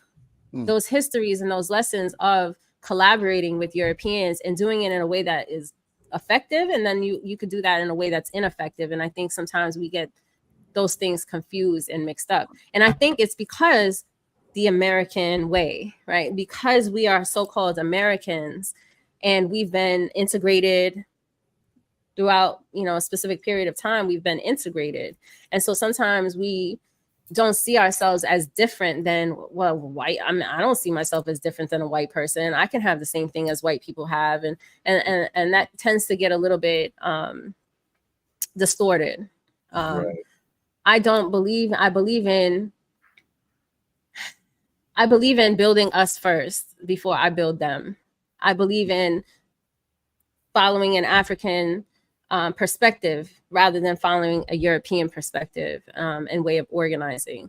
And so I think that when we think about nationalism and false internationalism and false nationalism, we tend to think that we can be nationalists with Europeans, and I disagree with that. You know, I think that there has to be some, in this current context, not to say that in the world can transform later. You know, we want to skip steps all the time. We want to get to the end result when we can, you know, be what is it, the harmony, right? Where every European and Black person on earth can be in harmony and whatnot. And that's not realistic. It's not realistic because in my view, until proven otherwise, white people are white supremacists until proven otherwise. Now you might not, you know, some people have, and it's been ingrained in them. It's not like it's, you know, something that they sometimes choose, because this is a white supremacist society. And so a lot of times with white supremacy, it's not as in your face as you think it is. Sometimes it's within your own actions when you think that you know better.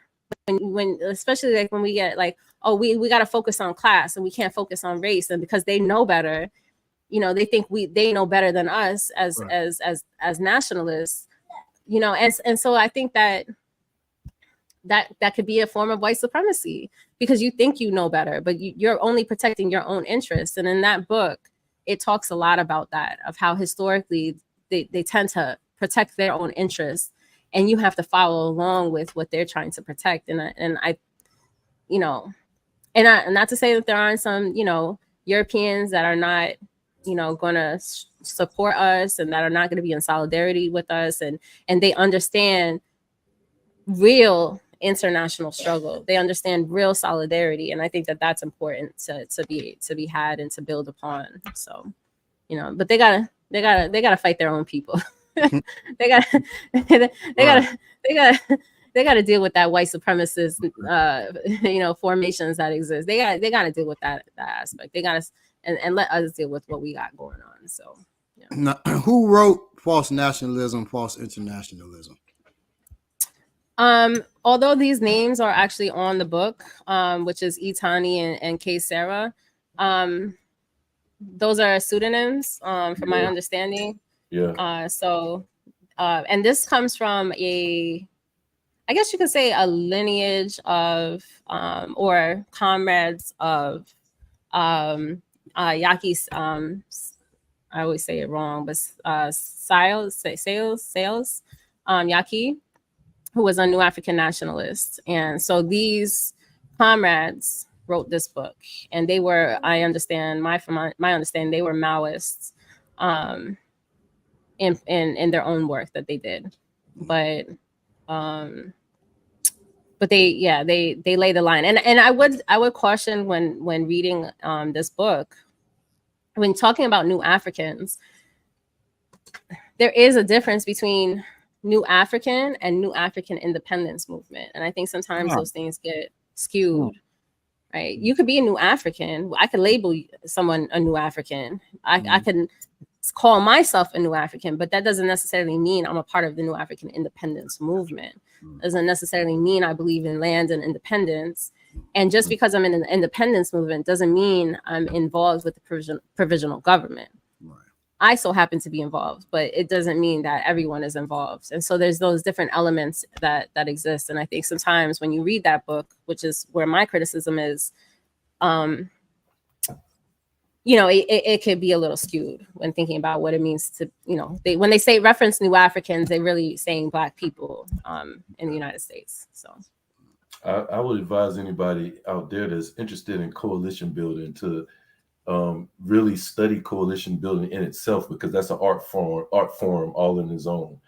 People go to school just to teach coalition building and all this stuff. So it's not as easy as you think. There are different types of coalitions, and it's not always the same. I had one other question. No, I didn't have a question. I'm sorry. I had a comment.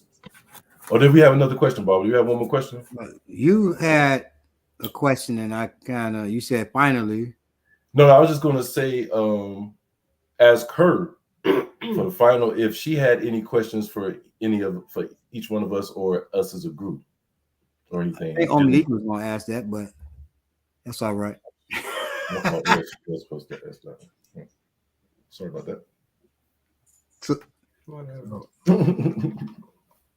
Omnique, can you just use your beautiful clear voice, because Belay's country and I'm Chicago, so you might not understand us. Coming toward you. You know what? Before I do that, there's another contradiction that I would like to confront. Uh-oh. This is personal. Actually, okay. All right, cool. Yeah. We ready for this? We ready? You guys have no idea. I would like to actually apologize to Coco, because she and I have a tenuous connection. Because I started being a part of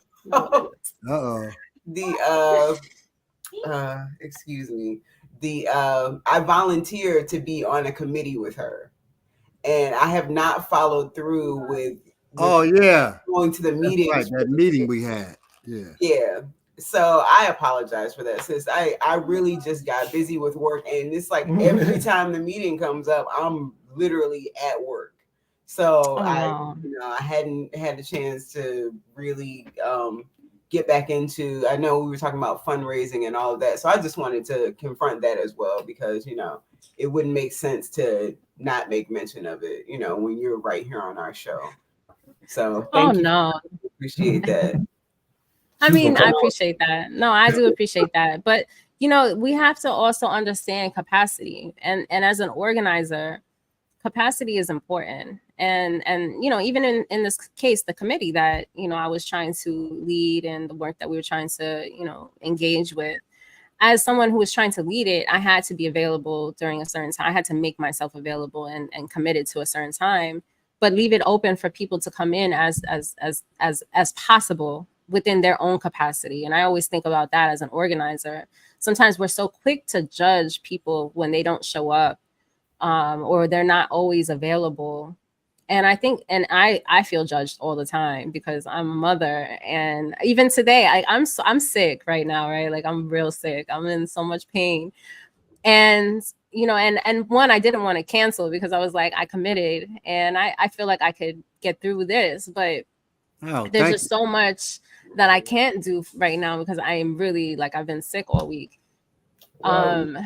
But at the same time, like, as a mother, like I have to consider my son first before I consider a lot of the organizing that some folks do.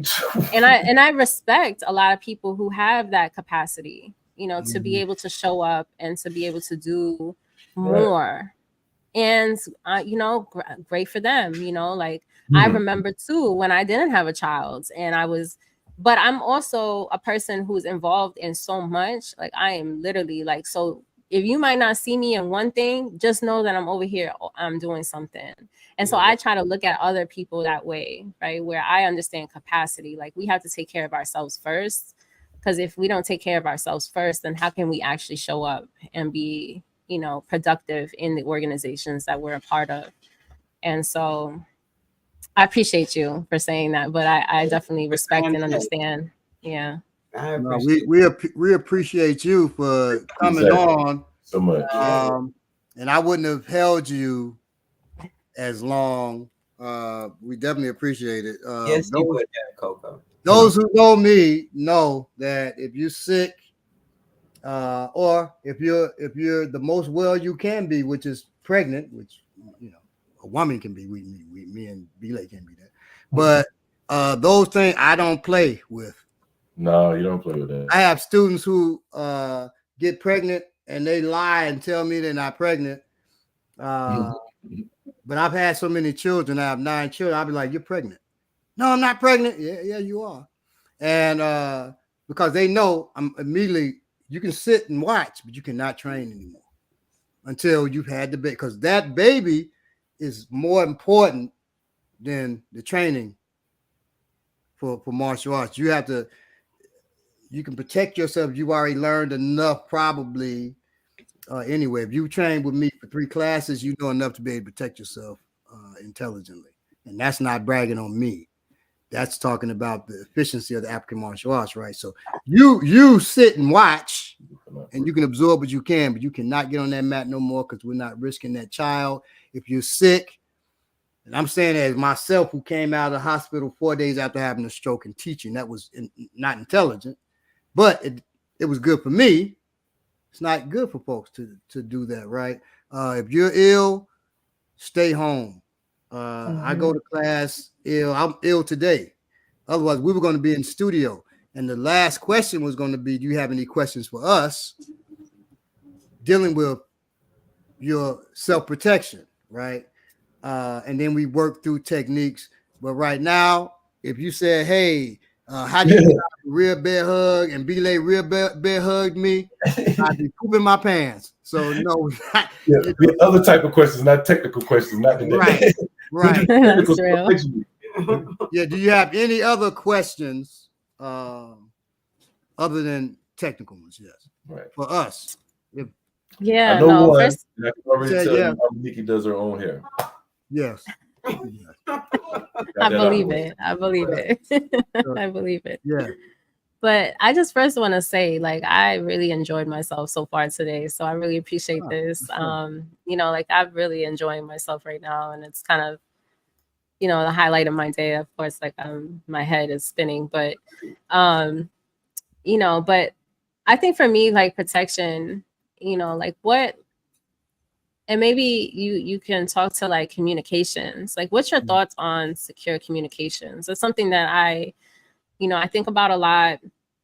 Technology, like we're so consumed with it. We're, you know, always on it.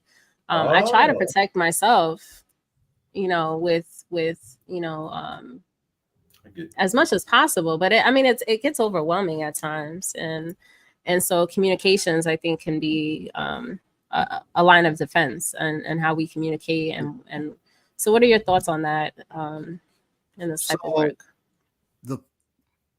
We actually did an episode on this, right? Called Shh. Right. That's what we named the episode. Yep. And in that one, even when we're out, I try to train my students on how to speak with their hands, not with their mouths all the time, right? Or if we're in a place where there's a lot of noise and a lot of people. I got a visual on Miniki. She can't hear me. She's across the room. But I can have a full conversation with my hands with her, right? So one, we need to learn to speak with our hands, either American Sign Language or another form of sign language, which I use the military form of sign language, hand sign language, right? But that's one way. When we're dealing with anything where it's powerful, like the social media, and we can't avoid it, then we have to use it in certain ways, and we have to stick to a security protocol. So certain things I absolutely will not, cannot say online. So one thing you about that I try to teach students, and it's up to people whether they want to follow this or not, but I'm going to follow it for my safety. You will never, two things you'll never see me do. I teach firearms. You never will see me holding a firearm on video. Right. That's number one. People get too flippant with that, and they're showing, yeah, you know, you do this and you hold, and they got red, black, and green bandanas on to look like they just, you know, down with it, and they showing themselves with guns, and like they're not thinking that well. Real quick, don't do that. Don't do that, y'all. Not with your family, your kids. Y'all all got rifles out in front of your house showing the address the way you live. Not right. And people can tell where you live. I had a student, him and his wife, they showing they're in a hotel and they got money out. And they showed looking out the window, and I hit him up probably and told him exactly where they're at. And it scared the hell out of him. I said, you're showing outside where you are. All I have to do is look around. I don't care what your room look like. I'm looking out the window to look at what else is around you. Now I can determine where you're at. So if I want to take your life, I can come there and take your life and be out. So those things we have to be thinking of. We can't want to be so seen that we're just showing everything. People showing all their trips, and so for me, I never show myself. You're not going to catch me online with no gun. One time I had a gun during one of the episodes of I took Ominiki's pistol and just freeze it because I was showing how to take a gun from someone, which you should never do. I hate teaching disarms. You should never do. But that's the one time you saw me touch a gun. You're not seeing me. They know they've been to the range with me. I have a good assortment. You're never going to see that online either. Just see what I have. We went to the range one time, and my son, at the time, he was 17. He wanted to show everybody, look at this, look what we got happening in the house. I said, boy, put that phone up. You do not post no pictures of my tools, their tools. No, because that's not nobody's business. Mm-hmm. I was in a site one time, and this is a so-called conscious site. This brother posts a thing that says, you know, what kind of gat you got. And people are posting on there what kind of guns they have. I jumped in there and said, this is foolish. Do not anybody else post what you have. And I am surprised at the brother who's a professor. He doesn't live in the United States anymore. But I said, I'm surprised at you, brother, for asking people to post what firearm they own. And I have to now look at you askew. So you said, what you saying? I'm an agent? You said, I said, you're screaming awful loud. It's funny screaming loud online, you're writing capital. It's something funny. You're screaming awful loud, asking me about agency. I didn't say anything about agent. Right. So I won't do that. And also do not, y'all, if you can help it on Black Power Media, it's a weakness. And during the COVID time, during the pandemic, I got in the chat on Remix Morning Show and dealt with this too, as we used to go on Remix Morning Show in the morning, on Thursday mornings. And a lot of people would disagree with this, but don't fight your brothers and sisters online. That's what we was talking about. Yeah, but you gotta if I gotta deal with somebody, call them or see them. That's the Lee. I don't understand this new Like age shit. online. Why are we fighting online? If I got your number, if I got any way to contact you, I'm not going to send a message. You don't even know who my friends are in real life online because I don't talk to them on social media. Why would I? I call them. And so, and the message too is, and me saying that, I'm also saying, don't fight me online because I can fight well. I can write well. I'm an author of over 40 books. I can write well, but I'm not typing a goddamn sentence if you're talking about fighting me online. We can talk. Just said your IP address $5. If I get your number, we can talk. Or when I see you, we're going to talk or otherwise. We have to be careful of how we conduct ourselves. So that's my answer. I try to think in terms of the stuff I'm saying, will it get me in prison, punched in my damn face, or does it endanger my children or my wife?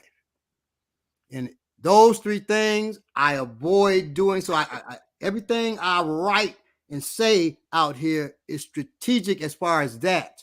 Yeah, well.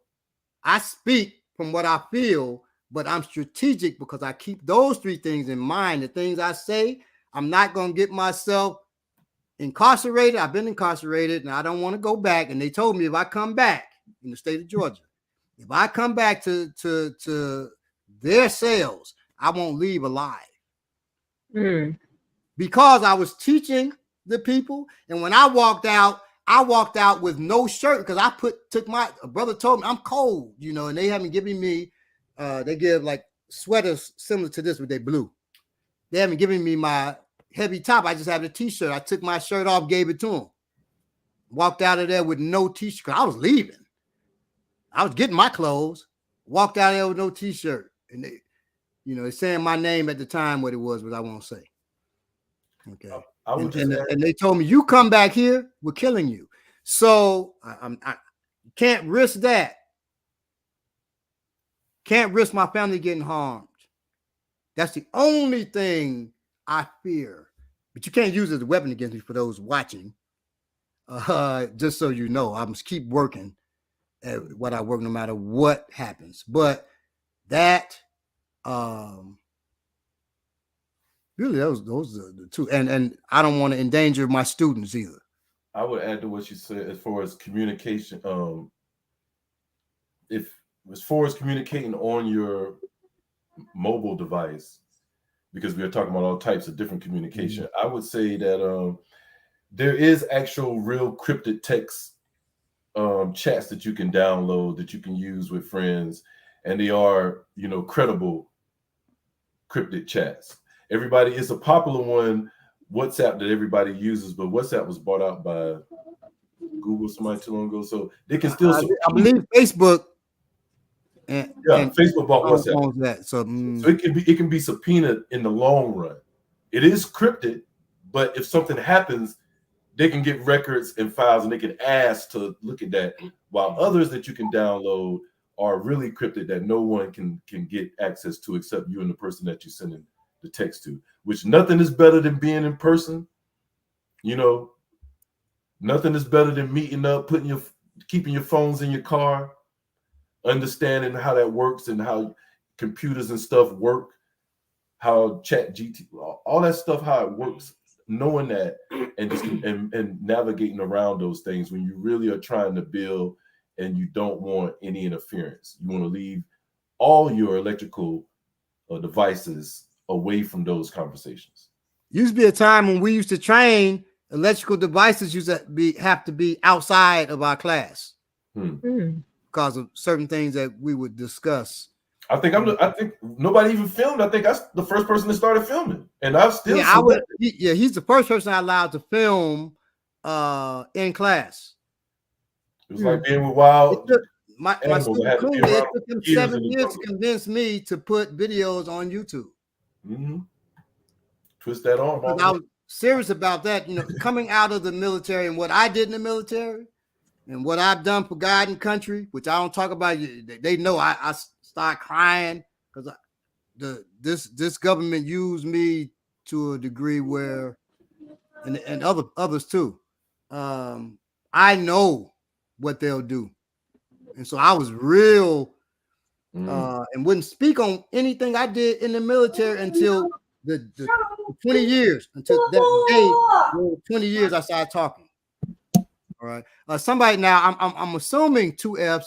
You're talking about, is it Noam Chomsky? Because she said Noam is a sex offender apologist. I'm assuming, because I tried to look. I didn't see anybody in the group. They got an ongoing thing. You don't like my music, just is recommending some book by Noam Chomsky. You know, he's in the teaching. Absolutely. He's teaching in the chats. He's always. Okay. Well, when we started out off, Coco, just so you know, we asked, where's you don't like my music? Because he's here every week. And he's gonna speak his opinions. Canada. He's gonna speak his opinions. And I learned a lesson from you, and not talking about kicking you don't like my music out, but he teaches for sure. But no, I learned a lesson. I was watching you, Coco, and you said, you know, some people quick to kick folks out of the chat, you know, kick them out, and I don't do it. And I felt exposed because I didn't kick mugs out. You know, they say certain things, certain stuff I don't tolerate. So, you know, they'll say something about somebody in that's part of Black Power media. Yeah, you're not disrespecting their agent, they're so and so. Because we used to have that when we first started, they would come in here. So and so from Black Power media is an agent. They so and so. I said, oh, don't talk about my comrade. You out of here. You know, I would kick them out. But I've been slower to kick people out after I listen to you and I give them a chance and speak there. One more thing about communication too that Baba taught me, and this has served me very well with dealing with humans. Swift and bold. Swift and bold. Yes. That's how we talk. That's how we try to carry myself. If I got something to say, I'm going to say it. I'm going to say it. If it needs to be said, then I'm going to say it. Swift, I'm not going to beat around the bush. Let me be clear where that comes. So that's not me. That's Baba Ogun.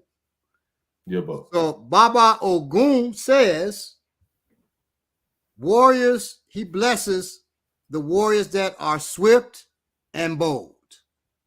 And so as an African spiritual traditionalist, right, as a war chief, initiated war chief, right, Balogun is my title, it's not my actual name. I follow that. I have to be swift and bold. And so in fact, it's not just me. Ogun came for all those students who study Ifa, that we have to be swift and bold. And our voices have to be the gun, and the words we say have to be the bullets.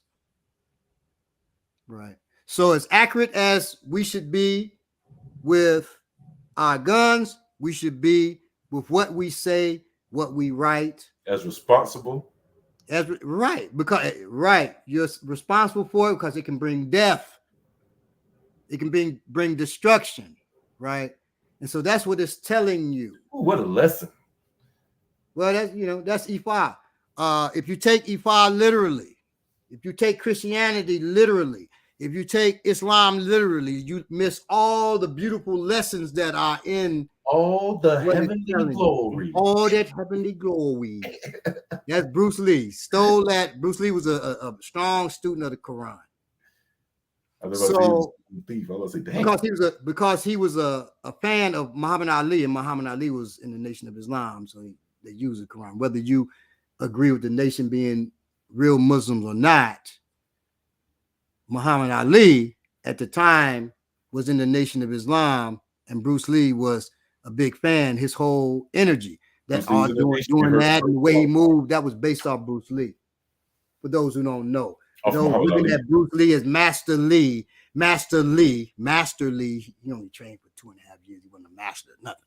But Master Lee, his person that he modeled himself after was a brother, Muhammad Ali. Just so you, Muhammad Ali. Just so you know. Okay. But any other questions for us, Coco? No, I mean those are always like very useful.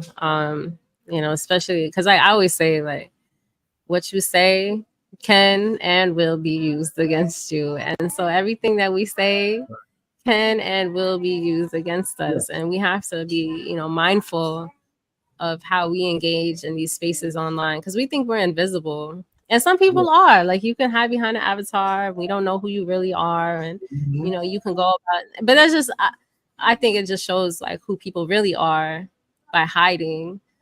And, when I came on Black Power Media, I came as with my name.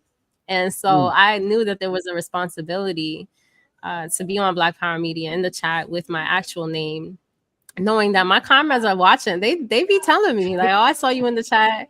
I saw what you said. I saw what you did, and I have to recognize that, people are always watching, including the pigs. Of course. Enemy is always watching. Yeah. And, people have said to me, you think the police watches Warrior Class? I'm like, shit, probably every week. What do they? When we had a martial arts school on McDaniel, we would drive into the school and there was a lot across the street. And first it'd be one cop. He would just be sitting there, watch the whole class because there's a bunch of glass around us. That's another thing I will never do again. Train the place with surrounded by a bunch of glass. It looks nice, but everybody can see you. He would wave, and then it get 2 cops. Guess he's telling folks. After a while, be 5 cops over there. I go to open up the school. I look to let them know I see them. They're not intimidated. They wave right back. And you think they leave? No, they sit there, put the binoculars up, and they watch class. Yeah, they ain't scared of us. But they're doing that overtly. What are they doing covertly? Of course they're in here. Of course they're in here. Yeah. Joining organizations. Yeah. All kinds of stuff. Yes. We got people really naive to how the police operate. We got people. I just posted the police on my Facebook page a video that from my home where the police try to frame a crack pipe and some crack. This 2023. They try to frame somebody with crack. If they'll do something that petty to get a petty charge, what do you think they doing on any other type of scale if they miss and shoot somebody by mistake? Like, yo, people, because they haven't lived in that life, they haven't seen it, they really don't believe. They're like, oh, I can't, like, yo, if you're not realizing how to just police, that's the lowest level of the system. So you are totally not. They're not police. They're armed agents of the state. Exactly. So if you don't understand that, if you can't fathom that, you're not ready to really understand how this system moves and operates. Right. You totally disillusioned. And I'll end on this. Well, I'll say this before thanking Coco for being here. When we say armed agents of the state, that's not just rhetoric. Think about what that means. They represent the state. So they're abusing you. They're oppressing you. They're oppressing you as representatives of the state. What do you think this state thinks about you? See, Bob, you can't just stop there, man. Now you triggering shit now. So I'll just leave it there. And I want to. Coco brought it out of me. This same system. Look at what they do. I always say this: you judge a country or a place by how they treat the children and the elderly. They're willing to put, what the shit that's in a Pop-Tart in the morning. They are killing. They don't give a fuck. The elderly, what? They put you up in a room. They don't give a fuck. They don't give a fuck. And they let you know they don't give a fuck about. You know it's bad when they give an elderly a Pop-Tart. They don't give a fuck. Really don't give a fuck. Everybody just eat Pop-Tarts. All y'all, the blue kind. We don't even know what flavor that is. Shit. All right, I'm sorry. Thank you, Coco. It's true. It's true. What they serve in our schools, all of that is so true. Oh yeah. Yeah. No love. No love. Even little white kids, they killing. They don't give a damn. It's so true. Oh, All right. So thank you so much for joining us, Coco, and for tolerating our silliness. Thank you, sis. We appreciate it. And you will find people that put in the kind of work we may have to do at times, you know, do the most joking. Yes, we do. Because no, I'm not with your shirt off. Get off the camera with your shirt off. We may have to turn it into something else. I'm glad I didn't do the cursing. The baby popped up there. We may have to do, for the things we know we may have to do, we try to keep our environment light. You will. And that also, when we have to do, we're justified because we kept our environment light. You know, my wife said the other day, she wished we would bring on this certain person from Black Power Media on to, I said, don't do that. You want me to just tear him up. And I'm not going to do that. Because when I have people like that, I get very, I talk less. They want to talk. So now I can see where the chinks in your armor are. And I've seen the chinks in the armor of certain people. And I know what they're going through. And I pray for them because still my brother. I pray that person, what they're going through, to have to always try to prove they're on top. I don't want you on camera. They have to, hey, how you doing, man? I pray that they get the healing they need. Otherwise, they'll continue to act the way they act and hurt folks. You know, it's true. Hurt people. Until they get hurt bad enough, they get hurt nobody. And that's what I don't want to see happen, because I don't think that person's a bad person. Right. They're a person who's not part of an organization. They're a person who needs to be taught. And sometimes to be taught, you do need to have some loving hands put on you. We love you now. We will come love on you now. We will love on you. But you don't want my loving hands there. So I wouldn't do that. But we do love Coco. You know it's on when you start. We love Coco in the same way, but not the same way. So there's much respect, and we're happy that you came on here with us. And you're one of few guests that we have, because we're not having nobody on here talking too crazy or going to endanger our people and things of that nature. So thank you for being on here with us, Coco. And y'all check out Confronting Contradictions, which I check out every week. And we pray that you feel better so you can get back to the show and the work that you always do. So thank you so much. Peace to you and your son. We appreciate it. Much appreciation. That's great. Thank you so much. Today was it was a great conversation, so I appreciate it. I shall. Thank you. Much love. We'll talk soon. Love to the family. Likewise. Likewise. Bye. Free the land. Peace. All right. Yeah, that was great. All right, y'all. I will see y'all soon.